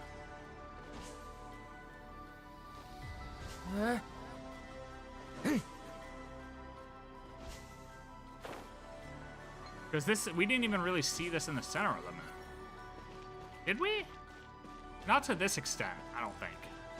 Like when we went to Columbina to the center, we did not get that level.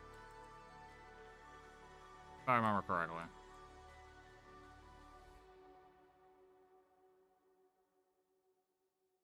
Like all the way in here?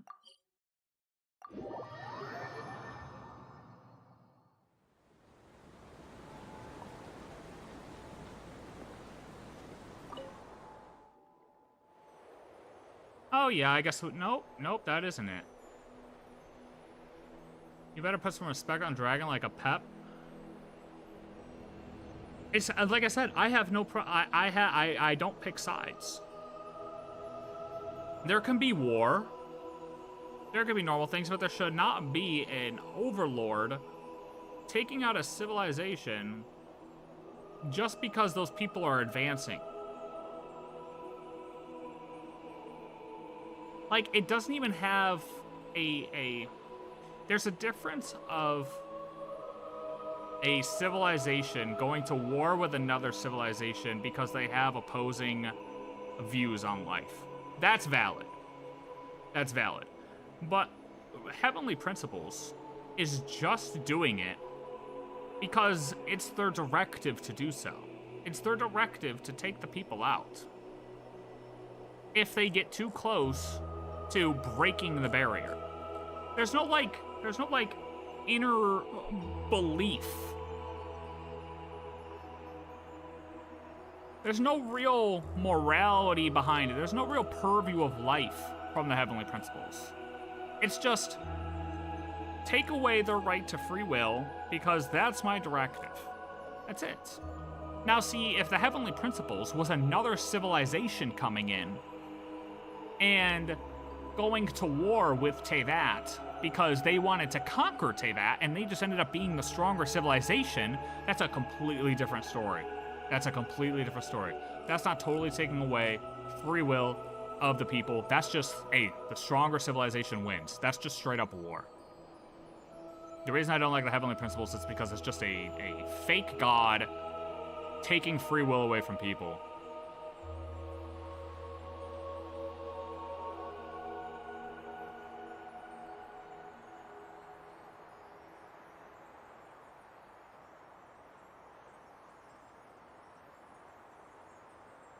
I pretend to be an HP simp, but in reality I side with them because it's the only option currently. Clearly Teyvat is going to be enveloped by the Abyss because the devs said we have to go to New Worlds.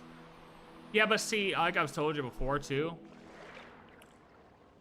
and I still don't think you're realizing this, but we don't even have, the problem with the Heavenly Principles is it's just stuck, or at least to me what it seems like is they're just stuck on this one directive of protect them from the Abyss. However, it's starting to seem like this ancient directive that was given to the Heavenly Principles is now becoming outdated, and there are actually ways to fight against this encroaching darkness that civilizations have figured out.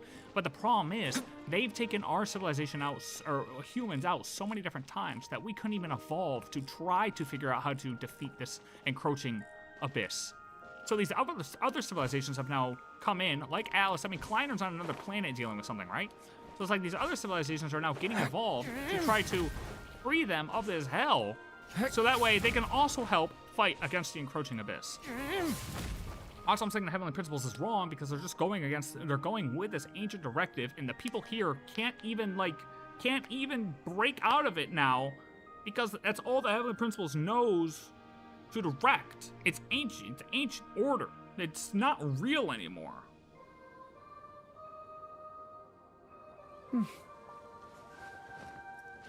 Humanity or civilizations have evolved. Yes, this encroaching darkness will eventually come. But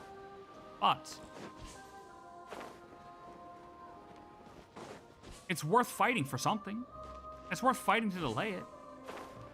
I think that's the whole point of the story, you know what I mean? Like, if you just know you're gonna die and you're just gonna die before you can even fight, what's the point of living type of shit, you know what I mean? And that's what the Heavenly Principles is doing. It's preventing civilizations from living. It's preventing civilizations from being able to fight against this thing for their younger generations. It's taking them out before they even have the chance. That's the problem. Progress as a concept leads to immediate destruction. Yeah, but so what? So what? That's my argument, is we should have the right to progress, to fight against something. We shouldn't just be knocked out because we want to fight against something. I think if you knew HI3 more, you'd see the point. No, I don't need to play HI3 to see the point. It's not going to change what I think. I understand the concept. But it doesn't mean I think the HP is right. I understand that if we fight, it could bring in the darkness, but I think it's okay. I think if we were to be able to fight, and then if we were able to fight one more day, and we were to die on the second day, it's still worth it, is my point. But HP keeps killing us at day 0. Or civilizations at day 0. We don't even get a day 1. Because even if everybody dies on day 2, at least we have the opportunity to fight. You see what I mean? Like, if we die at day 0, we don't even have a chance.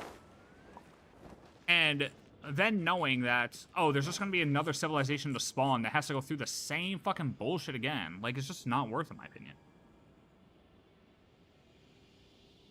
Yeah, that's stupid, Radish. That's my point. That's stupid. That's not surviving. That's not surviving. I guess that's my point. That's just not surviving. You're just recycling the same people over and over again. They're literally just recycling the same people, the same stories over and over again. Nobody's actually surviving. You're just in a fake utopia. I'd rather die than be in a fake utopia. I'd rather die for good than be in a fake utopia.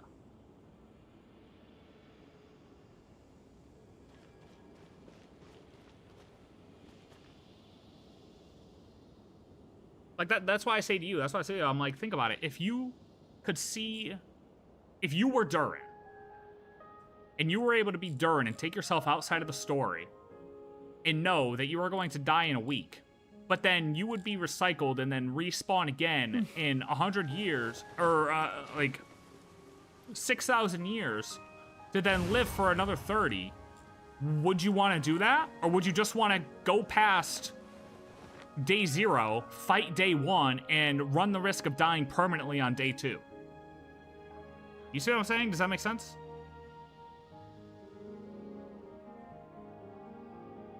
Like, I wouldn't want to know that I'm just going to end up in another cycle just because the Heavenly Principles thought it was a good idea to take out my civilization.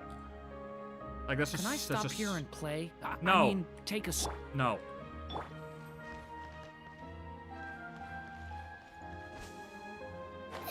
It's not free will.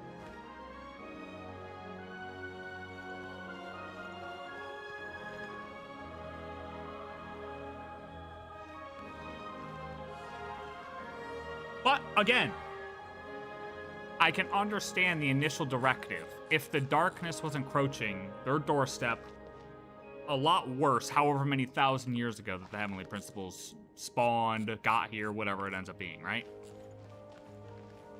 But since then, it definitely seems like civilizations have at least been able to put up a fight a little bit more than they used to be able to. Based on Alice Kleiner Hexencircle, right? So, while HP is still stuck in this goddamn loop of, oh hey, we need to make sure we take all these out because if they reach this point, they stand no chance. It's not able to recognize that there is a better chance now than there was when he got his original directive. You know, so he can't, like, HP's directive hasn't evolved. Which is another problem. At least that's the way I understand it.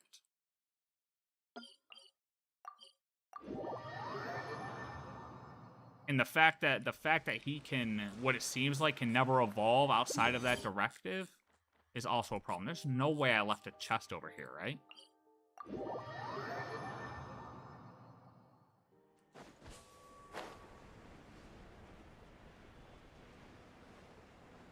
How did I do that?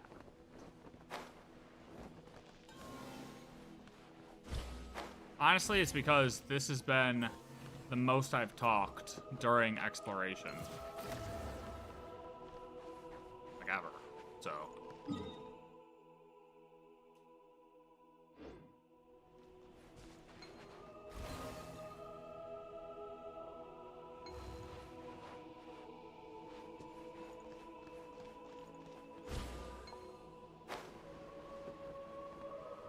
See, I don't even know if that's necessarily the case either, Ma. It might just be they were able to...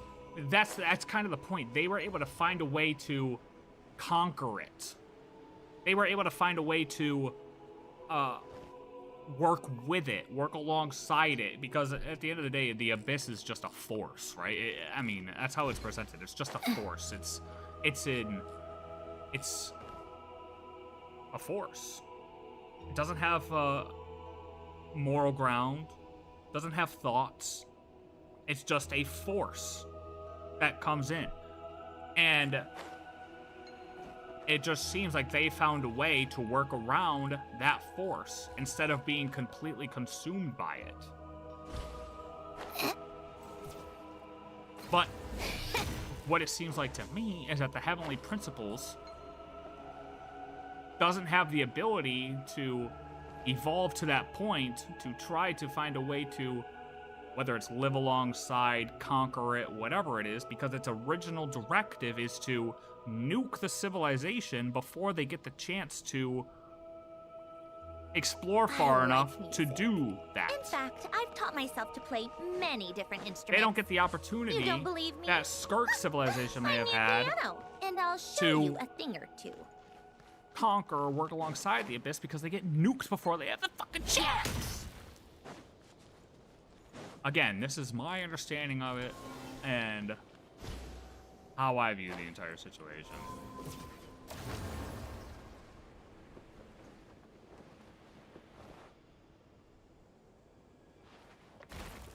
Ew. Okay, like, how does this work?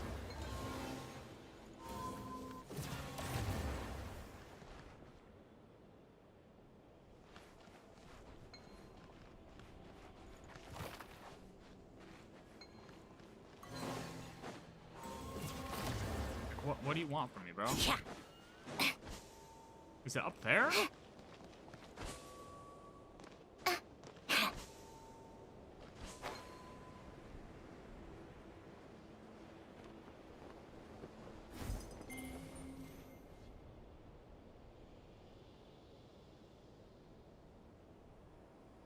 Bro, Radish, you're missing the point.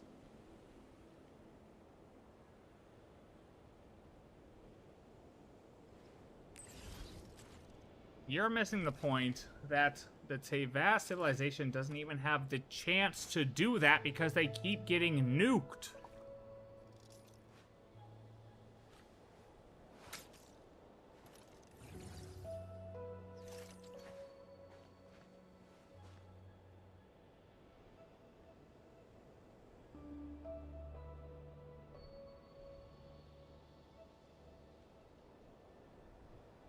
Fight the horsey. I fought the horsey.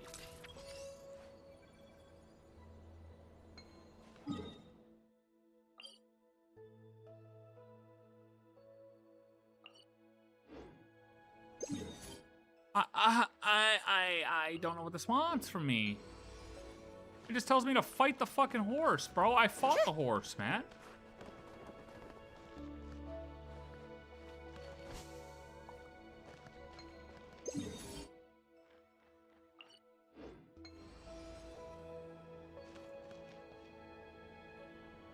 I don't know what to do.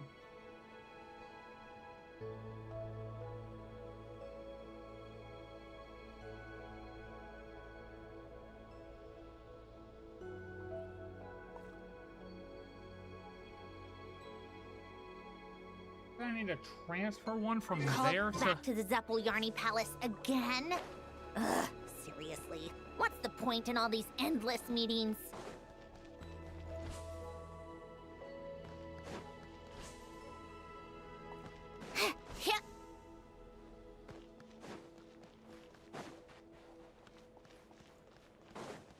Huh?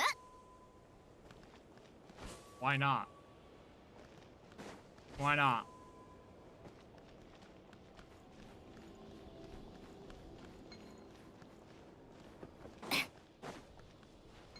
Take a break?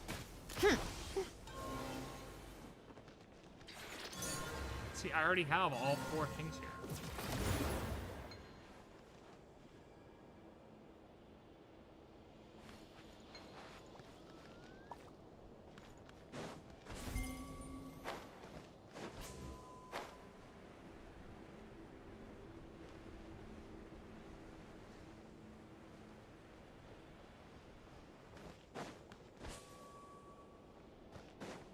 Simply because I would have called in the darkness.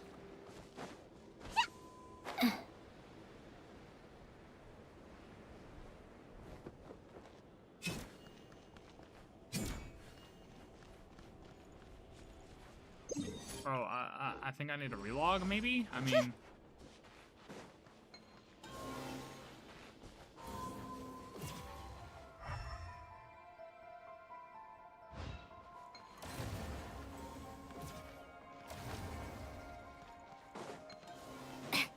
This guy's just stuck.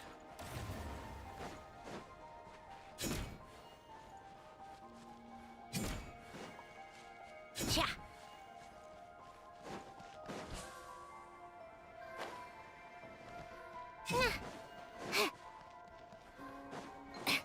Okay. Do I need to open something?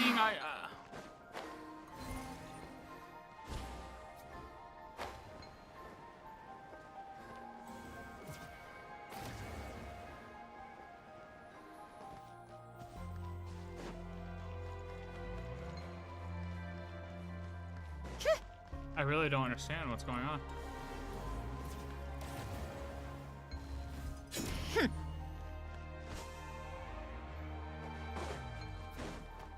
Maybe it actually requires a relog?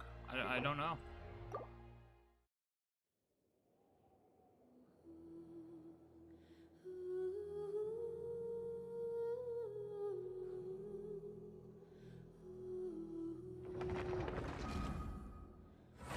Hey, Radish, I somewhat get what you're saying, but at the same time, I have to, like, kind of just say that regardless, I'll always feel like they just simply don't get the chance. Yeah, I think this is bugged. I think I'm bugged and I can never get this chest now. I don't. Do I need to watch a fucking video, bro?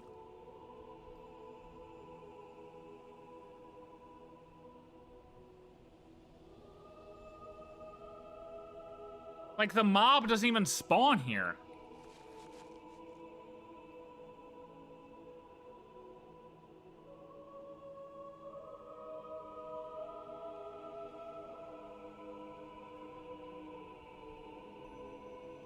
Like, it's literally pointing to a drone that's supposed to pick something up from right there.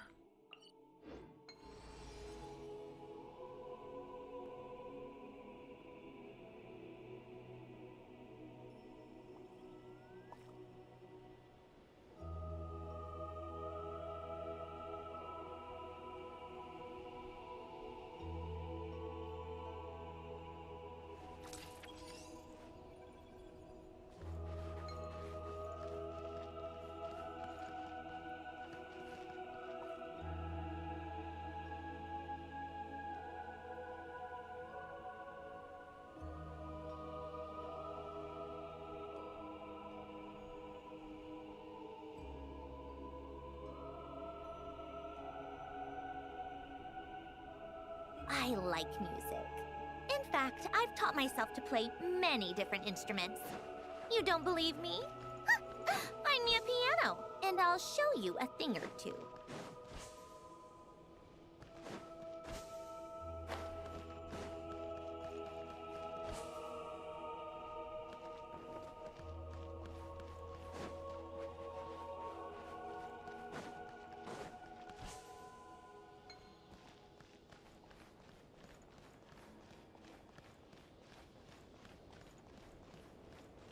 Oh, I'm so fucking dumb. It's right there, bro. Certainly went out of your way for this.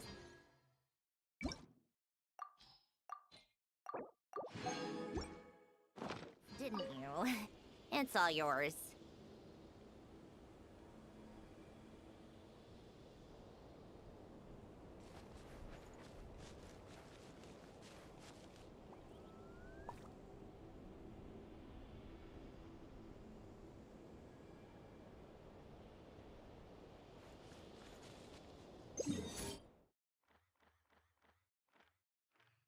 Oh yeah, I still have all the stuff that's up top here. Ah, crap.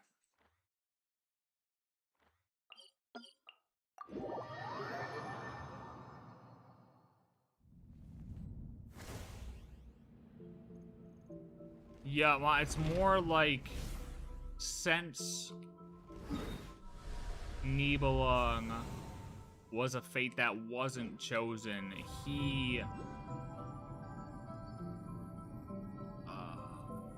like abyss formed around him. Or I assume that's probably a reason why they say it was corrupted by abyss. Right? It's because the fate of the world didn't actually end up being the fate he planned for the world, and that ended up consuming him. What is this?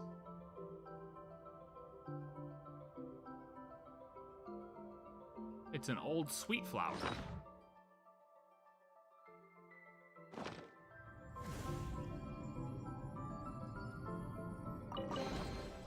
Cool.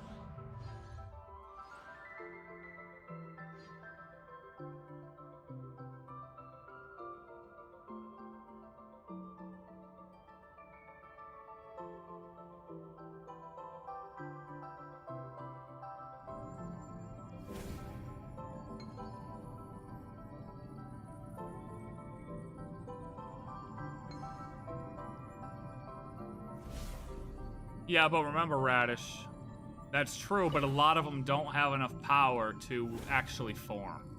But when you have Nibelung, who had Nibelung had a plan for his planet, this planet, right? Nibelung had a plan for that. But guess what? After the moons and everybody decided other dragons, okay, now HP and his fate has actually taken over. Well, then guess what? That totally canceled out every single plan and fate, I guess, that Nibelung kind of had planned for the world. So all of that ends up forming into this hatred, basically. Just look at it as hatred that ended up consuming Nibelung, is the way I view it. So it's not as though, like, it's a fact that Nibelung's fates didn't come to fruition, that the abyss formed. Not that the abyss, not like the other way around.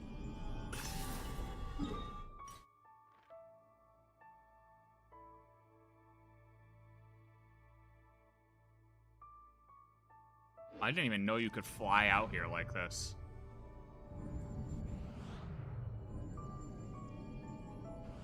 What is that all the way over there? Oh, dude, this is wicked. I didn't realize you could do all this. Like, that's the moon, man. Oh, fuck, I'm dying.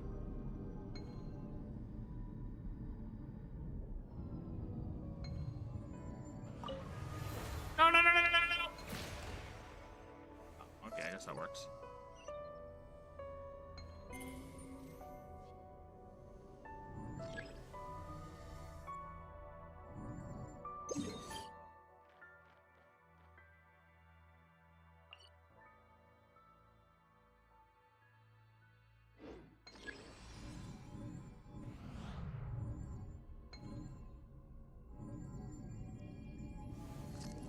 Oh, it got damaged. Oh.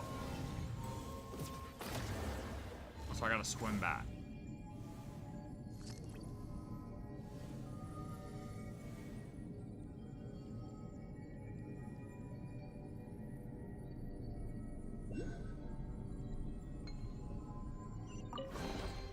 Is this an answer from this world?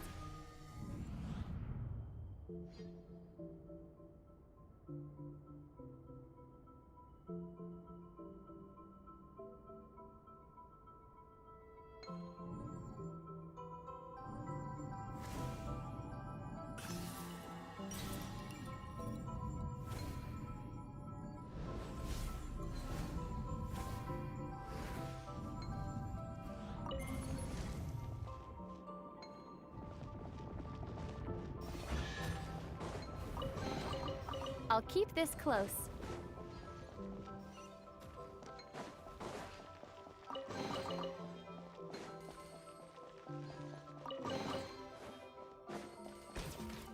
Here's how do I open this one? Hey, dickhead. Oh, okay, not you. Get that out of there, put this one in instead.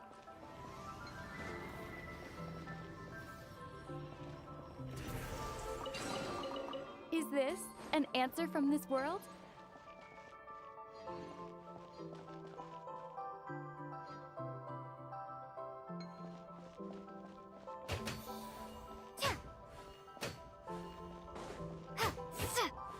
An interesting theory, though, Radish. You gotta get it. You gotta admit it.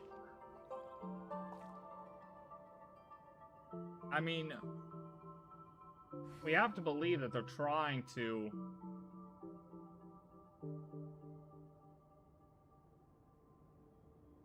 get him into play somehow. I would assume.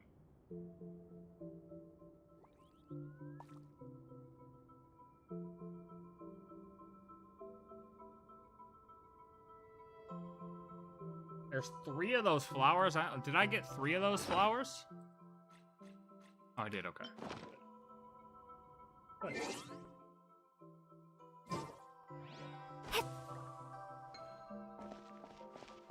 Scatter!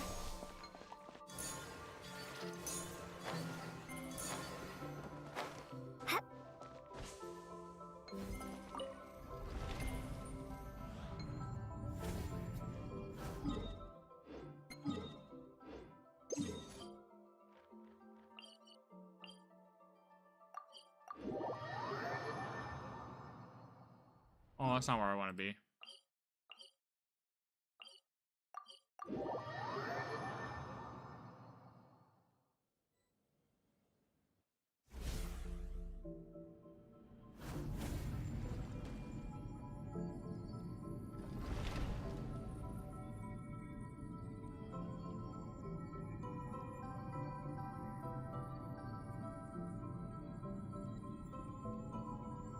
Yeah?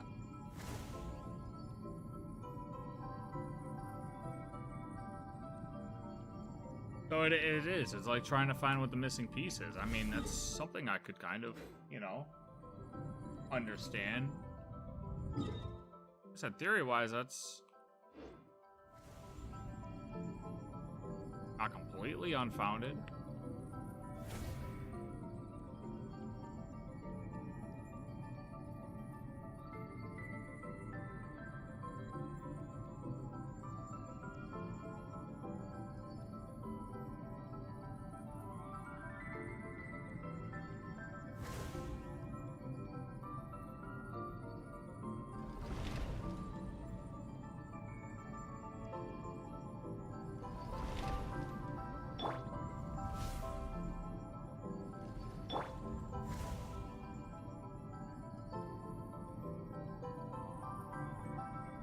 I just realized, are these the only 2 you can use up here?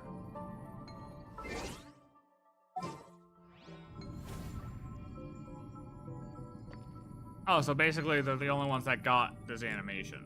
That's okay. Got it.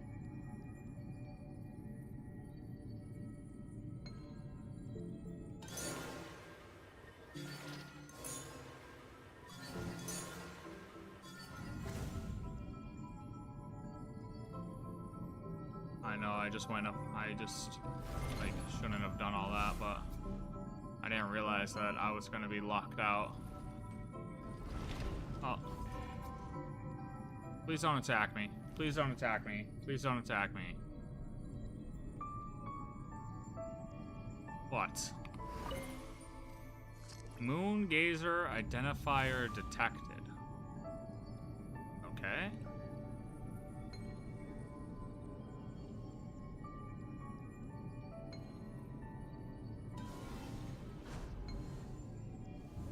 Oh, I need that because I'm dying.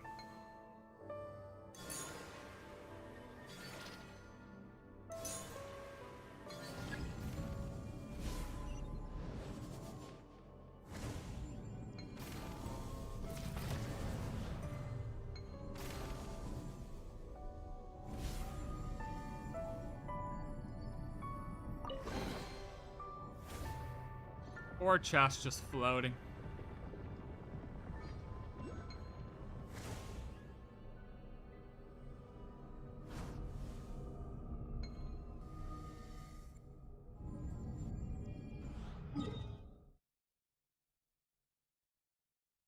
I guess I already marked that chest off. Whatever, bro.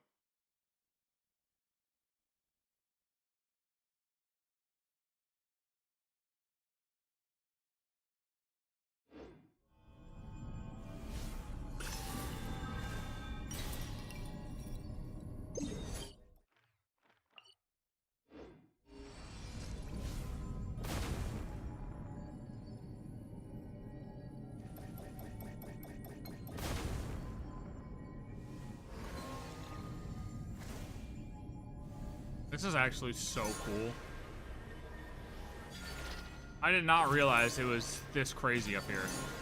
I did not realize you could do all this up here. Like, it's crazy. You can see the... Like, that's that. That is that.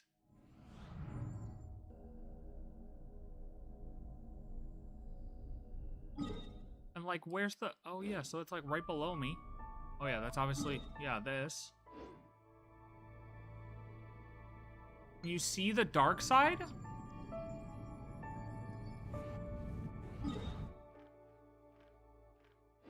I guess not really. Yeah, because... Okay, I mean, I guess that makes sense. Considering it's the dark side of the moon.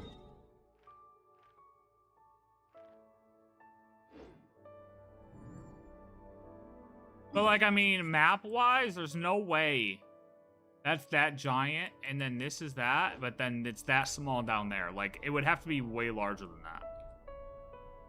Like, way larger.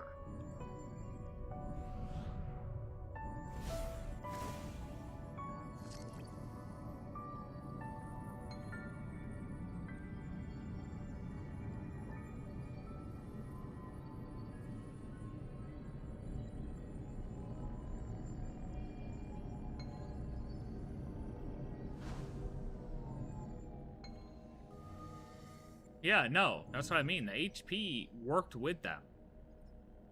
Initially. I think I said it to you, actually, that it's like, whatever ended up happening with Nibelung,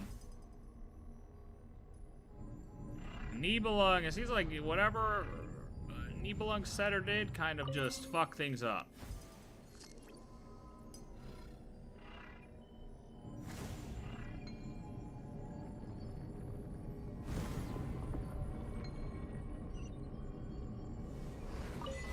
La Voyage de las Lunes. Damn, bruh. What a fucking sight. Nothing like checking out a celestial nail.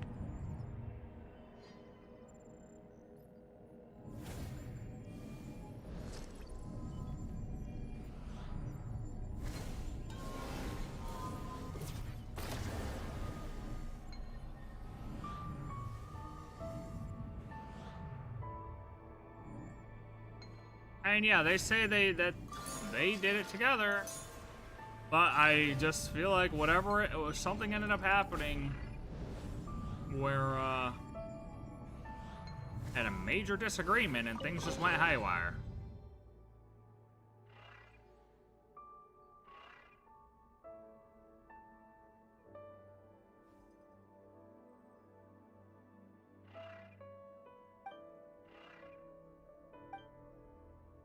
Yeah, but it's how you look at it, Radish.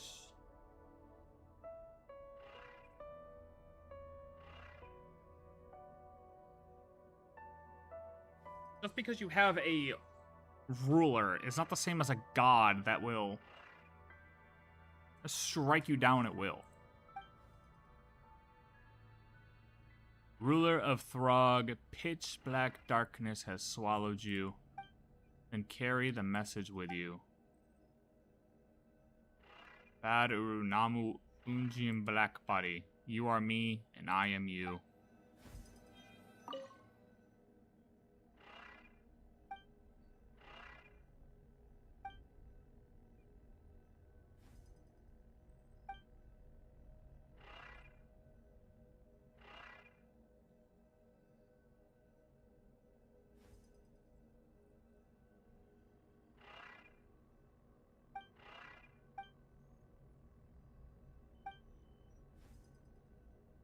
Yeah, most of the time there is a dog behind me.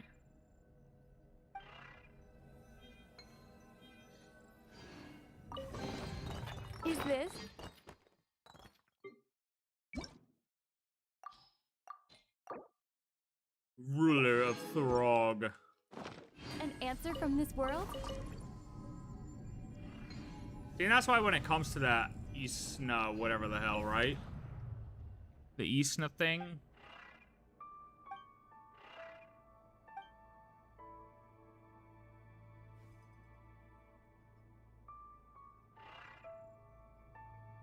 Like it being the kind of sounds like HP has HP similar story.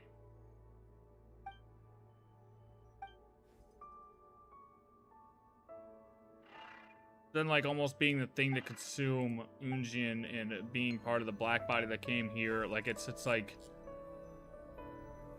it's so interesting.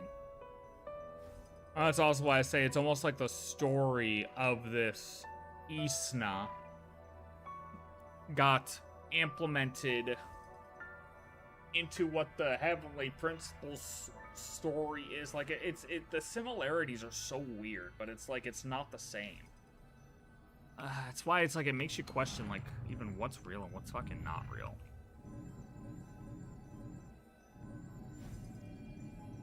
But yeah, it all depends on how you look at it as like godless area, Conria being godless. Like it's out of that gaze of being completely obliterated. Just like Shadow Realm, right? But that doesn't mean you're you don't have a ruler. You don't have a leader.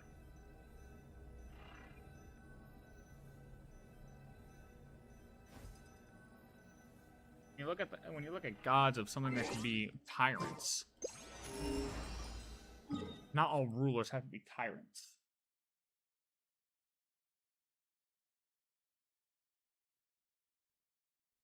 He snuck raw Unjili and walked into the dude. The names just go crazy, right? But it's just interesting because it's just like a story. It's just a story. So it's like, did that person actually exist, or did they form this story? Write this in a storybook because this is what like I don't know, because the similarities are so close with the defeating 7 whatever the fuck it said in his story. I don't even remember. Like 7 did it say 7 sovereigns in his story?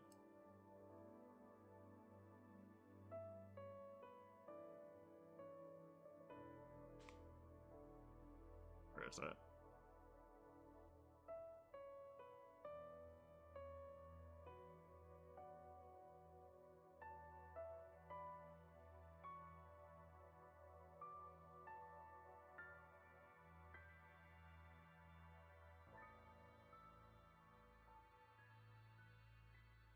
Is it this one?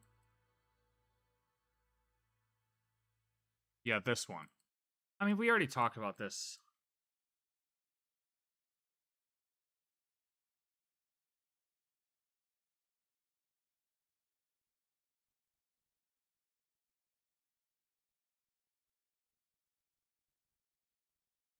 HP is a monster that stole the kingdom of the water imps. I mean, yeah. I think Celestia was the dragons and HP just took it like he did. Dude, HP took everything.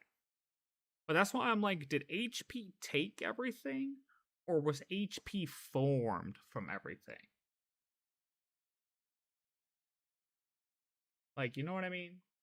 The fact that the dragons had all this tech, I still believe there's a chance that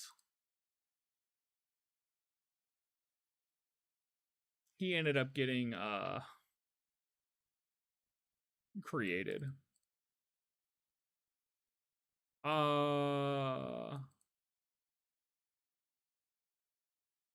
Translation of the first message received. Oh yeah, that's right. It was received. Yeah, so it's not something that they could have created, but it's like historical or perhaps mythical account of the civilization. Defeated 7 different monsters, are possibly compatriots, which is also weird because it's always like the 7 sovereigns. But now, knowing that they somewhat work together, the HP and dragons. Like, this is true in both cases, where 7 different monsters, or possibly compatriots, like, that's 1-to-1 equal to what the HP was with our sovereigns, with our dragons.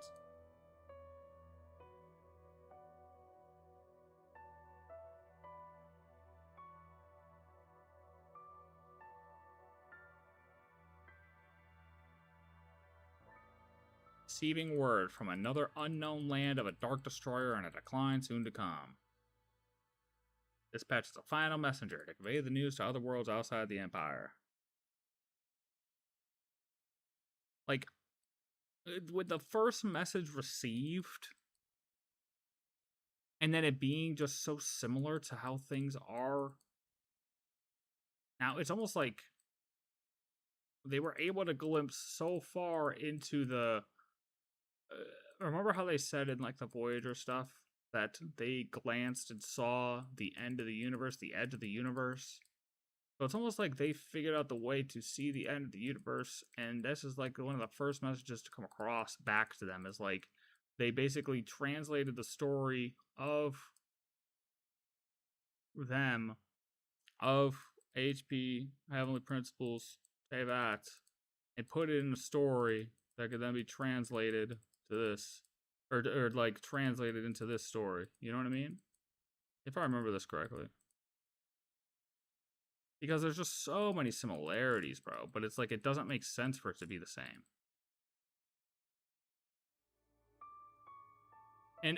But the other problem with that is that Isna doesn't really share the personal qualities with the Heavenly Principles. Forgive me, I'm just spitballing. Anything I'm saying, I'm literally just spitballing out, like, as I'm reading it. Because we've read through this, and it's like, I still don't really have a fully formed opinion about it. It's because it's just, I don't know. I just don't know. But, like, Isna doesn't share the properties in the moral standpoint that the Heavenly Principles has, either. Because Isna wants to literally fight. It literally wants to fight. When the Dark Destroyer comes, our world shall walk no more, our gods shall walk no more. Like, he wants to fight. The Heavenly Principles just wants to stop it. Like, the Heavenly Principles doesn't want to stop. Or doesn't want to fight.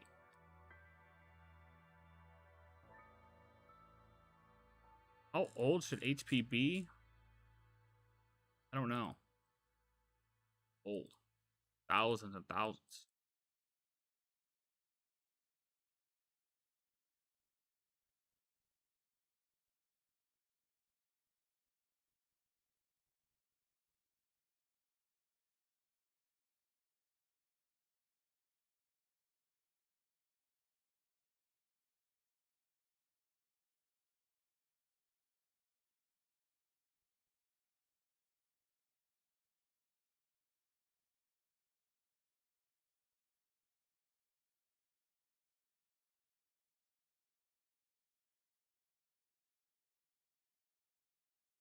Isna's immortal. Like, I just...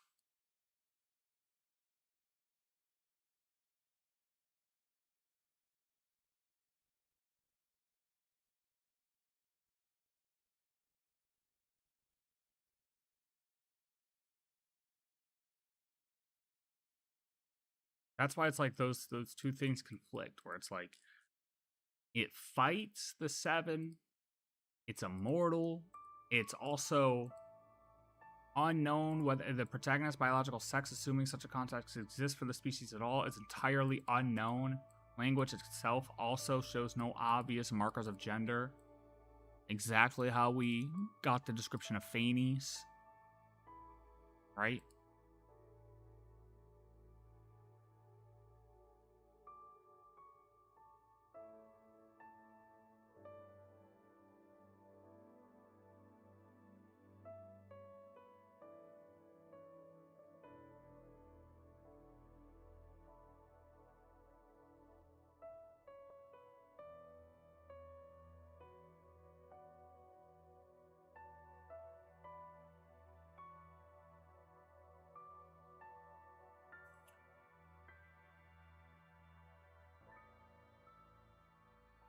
But yeah, he wants to fight.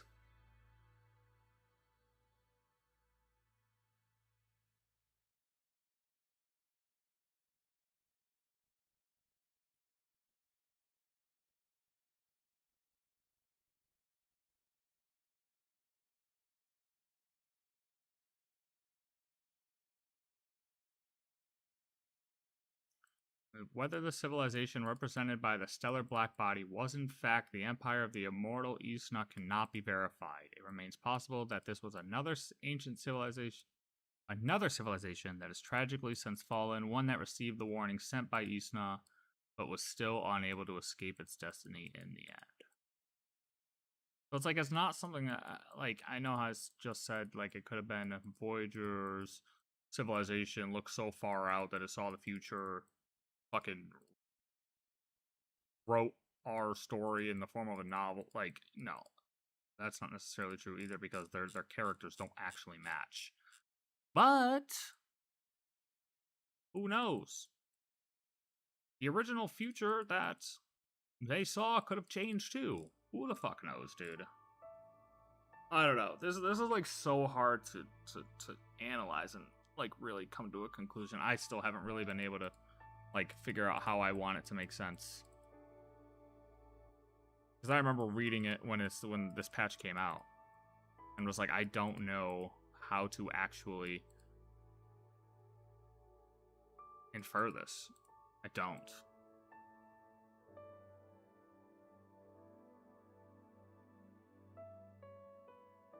But the reason I'm just looking at it again is because of what was just like read right there, where it's like, I am you and you are me.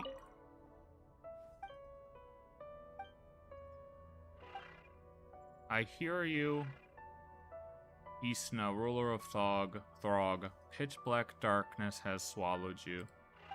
Then carry the message with you. Because I didn't see this before, so this is like different. But I don't know if it really changes anything. You are me and I am you. Like, the message just lives within the black body, you know? Like, that message is, like, hopped around from civilization to civilization, and now just kind of hops around. Like it's just absorbing stories, pretty much, is the way, I guess, this could kind of be inferred.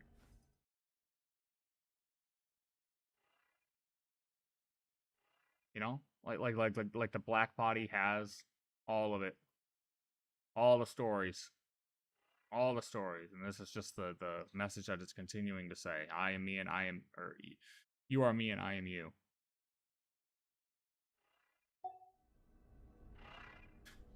No, I don't even know if I want to hear that theory, because I probably... No, I haven't heard that.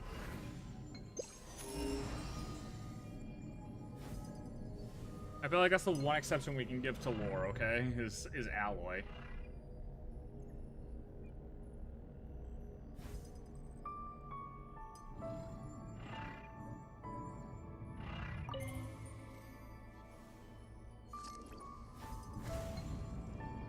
Holy Jesus!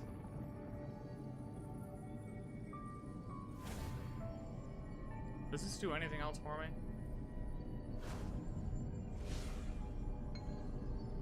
Okay, so did I get everything? Alright, well, now time to find out if we actually missed a chest or not. Ready? Here we go.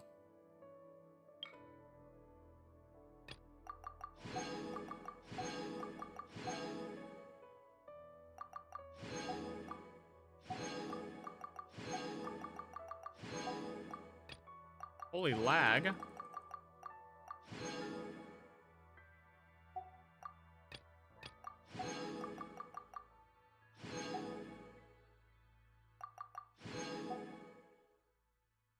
Oh, I forgot one chest. I forgot that chest. Why is it not marking here? If you can make a small summary. Okay.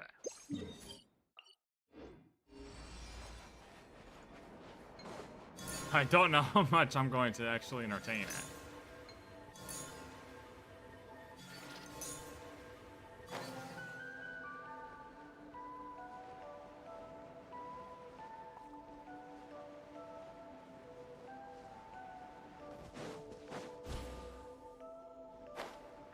Honestly, I haven't even looked up how other people... like, interpreted that writing about Isna.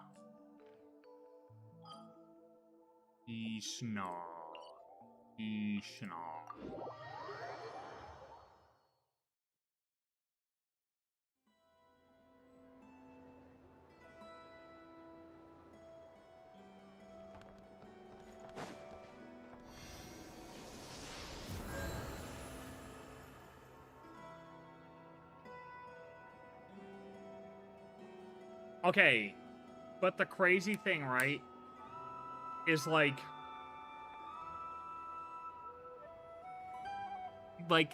think about that theory, right? But just take that theory and realize, well, how was the super AI created in Horizon Zero Dawn? Well, humans, was it not? I'm pretty sure they didn't have aliens that came in. It's been a while since I played that game, but I'm pretty sure it was just, like, the civilization that was on that planet that created the AI, was it not?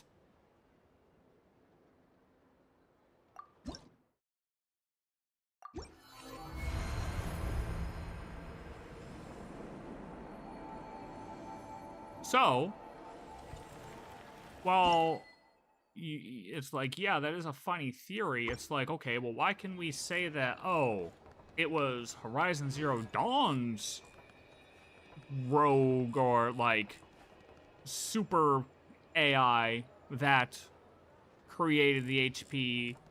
Why couldn't it have been the Dragon's super AI, super technology, advanced technology that created the HP?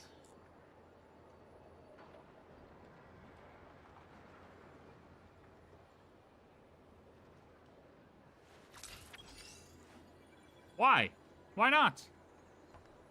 Why not?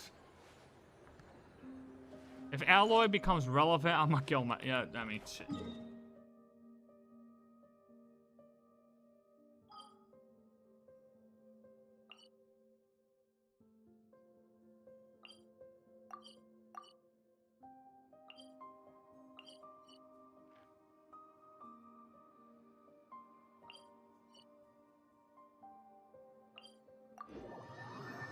You know? That's, I guess, my point.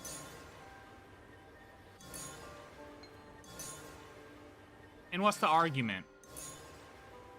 Oh, that they said the HP pierced the veil? That it was the HP ship that pierced the veil? Speculation. Oh, what? That the guys in Before Sun and Moon described what Phanes looked like? Well, that's a first-hand account of humans describing something that could have been a dragon.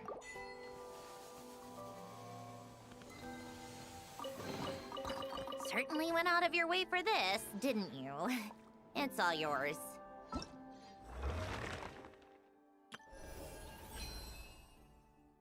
Radish knows I stand on business with this theory. I do.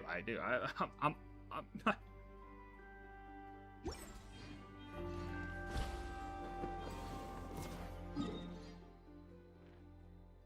like, why is that an acceptable theory, but the dragon's creating it is? Pierce the veil can mean a lot. Pierce the veil could be from the inside. No, pierce the veil, it didn't say whether it pierced the veil from the outside or the inside. It just said pierce the veil, to be fair. To be fair, what if it formed from inside the veil, pierced it going outside, then they had to fucking fix it and solve it from there? Huh?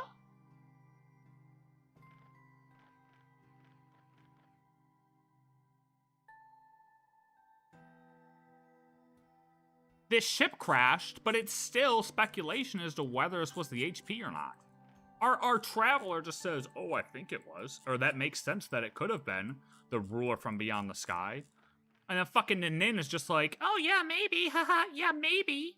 Maybe it could have been. Then Columbina's like, ooh, do you think it was the Heavenly Principles? And then we're like, yeah, we kind of came to the same conclusion. But we're like, our characters are literally speculating. It would be a wild twist if the HP is actually a dragon creation. Bro, I'm just saying. Like, it's not completely impossible.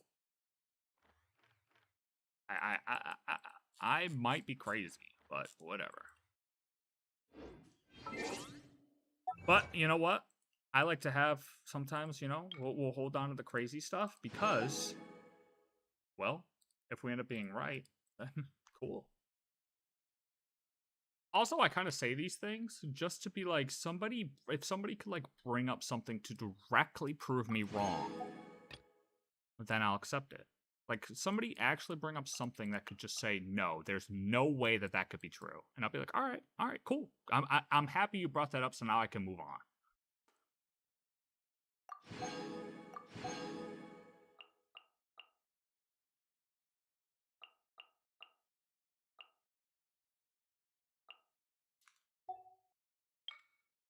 Okay, 224.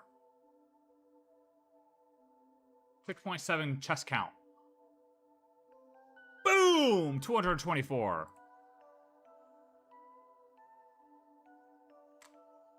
Perfect.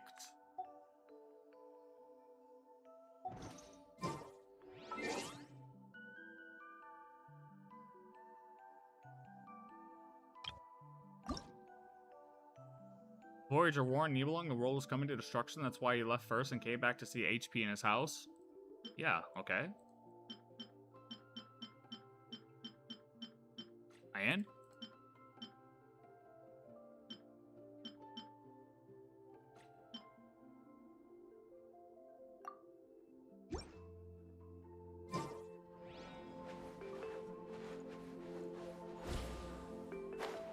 Saying Nibelung isn't a descender isn't, like, crazy.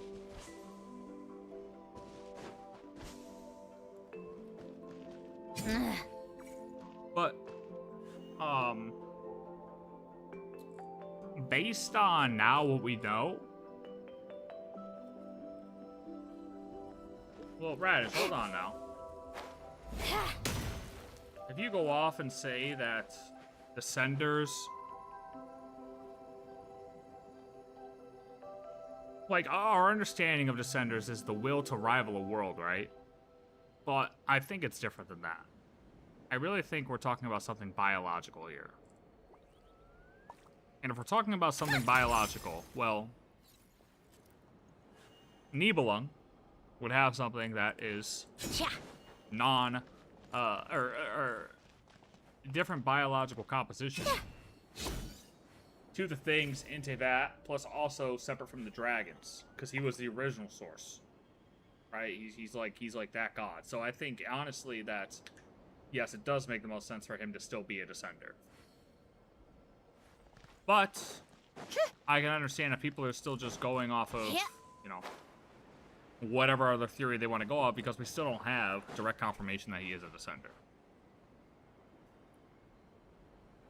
So like, I mean, if people want to speculate, I mean, it's fine to speculate until we get complete confirmation. But in my opinion, I'm pretty sure that he is, because we're still talking biological composition here, and also, I don't know. I don't. It's hard to say until you get official confirmation from anything, but I feel like him being like the first, like, Nibelung, the dragon god, dragon lord, like, he's gotta have some type of different biological composition compared to everything else. Just as,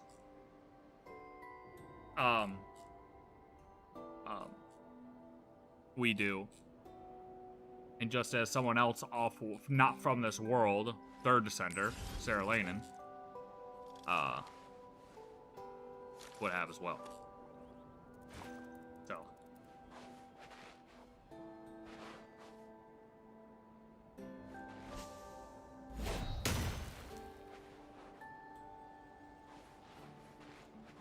Oh, we finished the moon, dude. We finished the moon.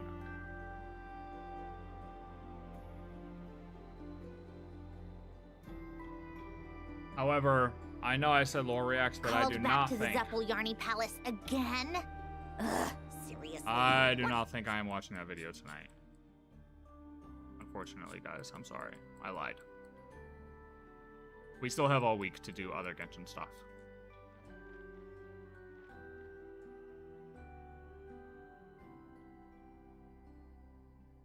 I talked about Bahola yesterday, bro. Nibelung wasn't a descender at first until the HP took over the urban soul, thus Nibelung wasn't part of the new system under the HP. Nibelung became a descender unwillingly. Yeah, it pretty much that's how I believe it. Because I think it's where you're under the veil, right? You're under the veil. And you get the whole stellar black body thing. I feel like everything that is considered not a descender has some type of biological composition that consists of this black body, this stellar black body thing, because it said that it needs the stellar black body to form like a chemical bond to the fucking tree in order to keep the veil running, right? So we can kind of assume that the dragon researchers all consumed some type of form of the stellar black body. Okay, well, now they're not descenders anymore because they have a different composition now that makes the veil work. The humans that the HP created, well, they're all composed of this kind of black body matter, this black body material that makes them a part of Irminsul, keeps the earth running to keep this veil running. Well, guess who doesn't have the black body material?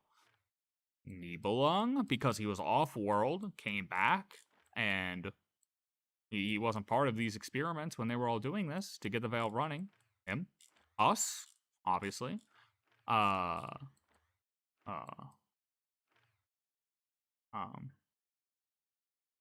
from what we know, I guess, I mean, we really don't know much about Third Descender, but the fact that he was off-world. Now, the only thing with that is it kind of really doesn't explain people like Alice. And why then, in that case, without knowing more about her real past, why she wouldn't be considered a descender. Or like, you know, some of these other people.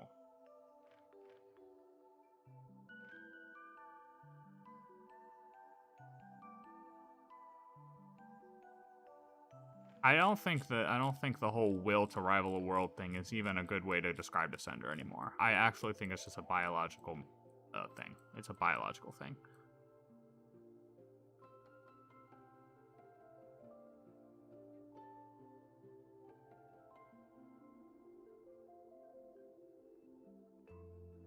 Like, it is a will to rival a world, but it's just it's not defined because it is explicitly what they said. Yes. But it's not, like, exactly, like, how we defined it wasn't correct, I guess. The way I think we can look at it.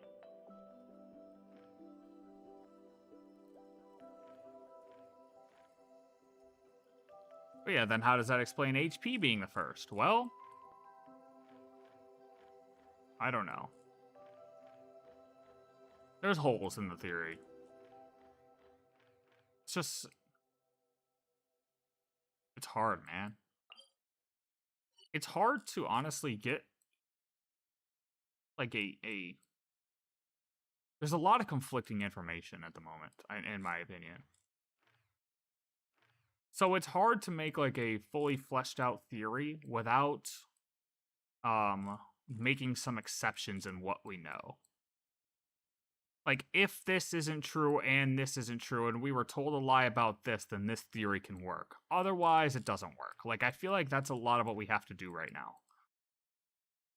Because all the dots are not connecting at the moment. Like, there's gaps. There's gaps all over the place. And until these gaps get filled with definitive answers, not speculation, not from a fucking book. First-hand accounts of these things happening. Because you can't even trust the books, dude. That's what's annoying as fuck. You can't even trust the books. And the books, like, half the time they're fairy tale. They're written in another form. It's not like a direct account of anything. So it's like everybody's theories nowadays have to make exceptions and say that something isn't true or that we were told false information in order to make these theories work. Like, as you can see, I'm like talking through these, but then I'm like finding something where I'm like, well, that wouldn't have to be true in order for that to work. Like, it's so tricky to do. The point in all these endless meetings.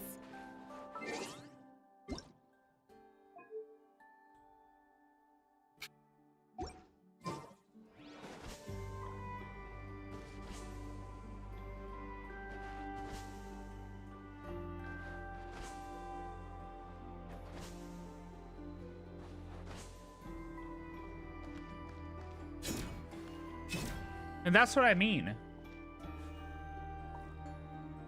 He pierced the, he was both Columbina and Traveler speculated that it was the HP that pierced the veil, right? Why is there nothing written about it? Because all these fucking records. But unless I missed something, there's no record of them, like, talking to this dude as soon as he pierced the veil.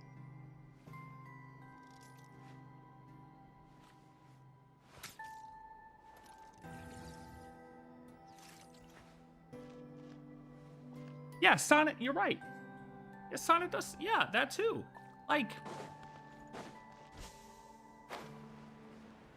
that's why it's like you really have to look at things that are characters. Like, in my opinion, we have to look at our characters and realize the things that they may not actually know. And just because they say it in a dialogue line doesn't mean that it's true, because they're still speculating.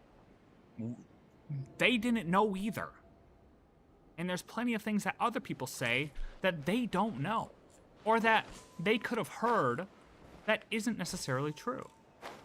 And the reason I say this is because it's not as though we're getting a 40-hour story. No, I mean, how long is this entire story? You know what I mean? So it's like they can write it off as our characters actually didn't know what happened, and this is what actually happened. And they've done it before, and they'll continue to do it.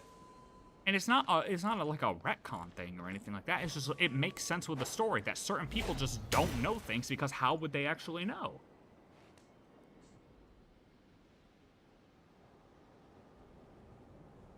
Yeah, right. That is a way to protect info, where they're writing them in fairy tale stories, correct. But when we're reading them from an outside perspective, unfortunately, writing them in a fairy tale story, until you have the real story to compare it to, you can still interpret that fairy tale story a couple different ways. That's the only problem with the fairy tale story solution. I mean, look at all the books we've gotten since the beginning, and look at how many different ways people have interpreted them. Like, oh, this book could actually match up with this story. This book can match up with this story, but then it doesn't actually match up with that story, it matches up with a different story. Because the only way to really infer that book correctly is when you have the real story right next to it to compare it to. You know what I mean? So until we get the real story, it's hard to say that this fairy tale is actually the same thing. They could still be inferred differently. So that's the tricky part. It's tricky, and it is fun. Don't get me wrong. It's fun as hell to, like, speculate and theorize things. Like me saying that, hey, maybe Heavenly Principles was created by dragons. That could be 100% false. But it is a cool thing to think about, and it's something that I like, and something that I like to run off of. And I hope that somebody could be like, no, that's absolutely wrong, and this is why it couldn't happen, so that way I can move on. Like I said, we can all have our crazy thoughts until somebody else proves them wrong. I think that's what's cool about the game. So, all right, rant's over. We will move on. This is fun. We still got the week. I don't know if I'll be on tomorrow because, well, they're installing my new AC tomorrow now, and I don't know how long that's going to be. So we'll see what happens.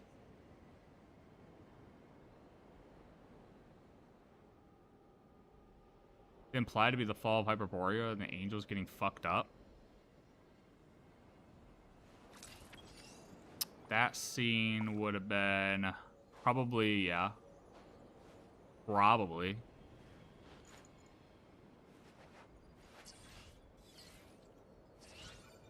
I don't know though. It could have been any of the civilizations. You have to remember, there were civilizations getting destroyed before the War of Fury Flame. It could have been any of those too. It didn't really explicitly say. It just said, oh, you really like to see these civilizations continue to get fucked up. Like, realistically, we don't know how many civilizations were fucked up before the War of Fury Flame, do we? Like, so, I don't know.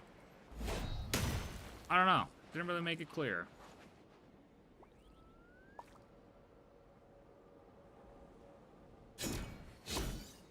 So until we get timeline of supposedly when the HP came to the moon, like, that's the gap right now. HP on the moon, working with the dragons to fix the veil thing, to do the veil thing, and then The War of Funerary Flame. I guess that's the biggest time gap we have right now, right? I think.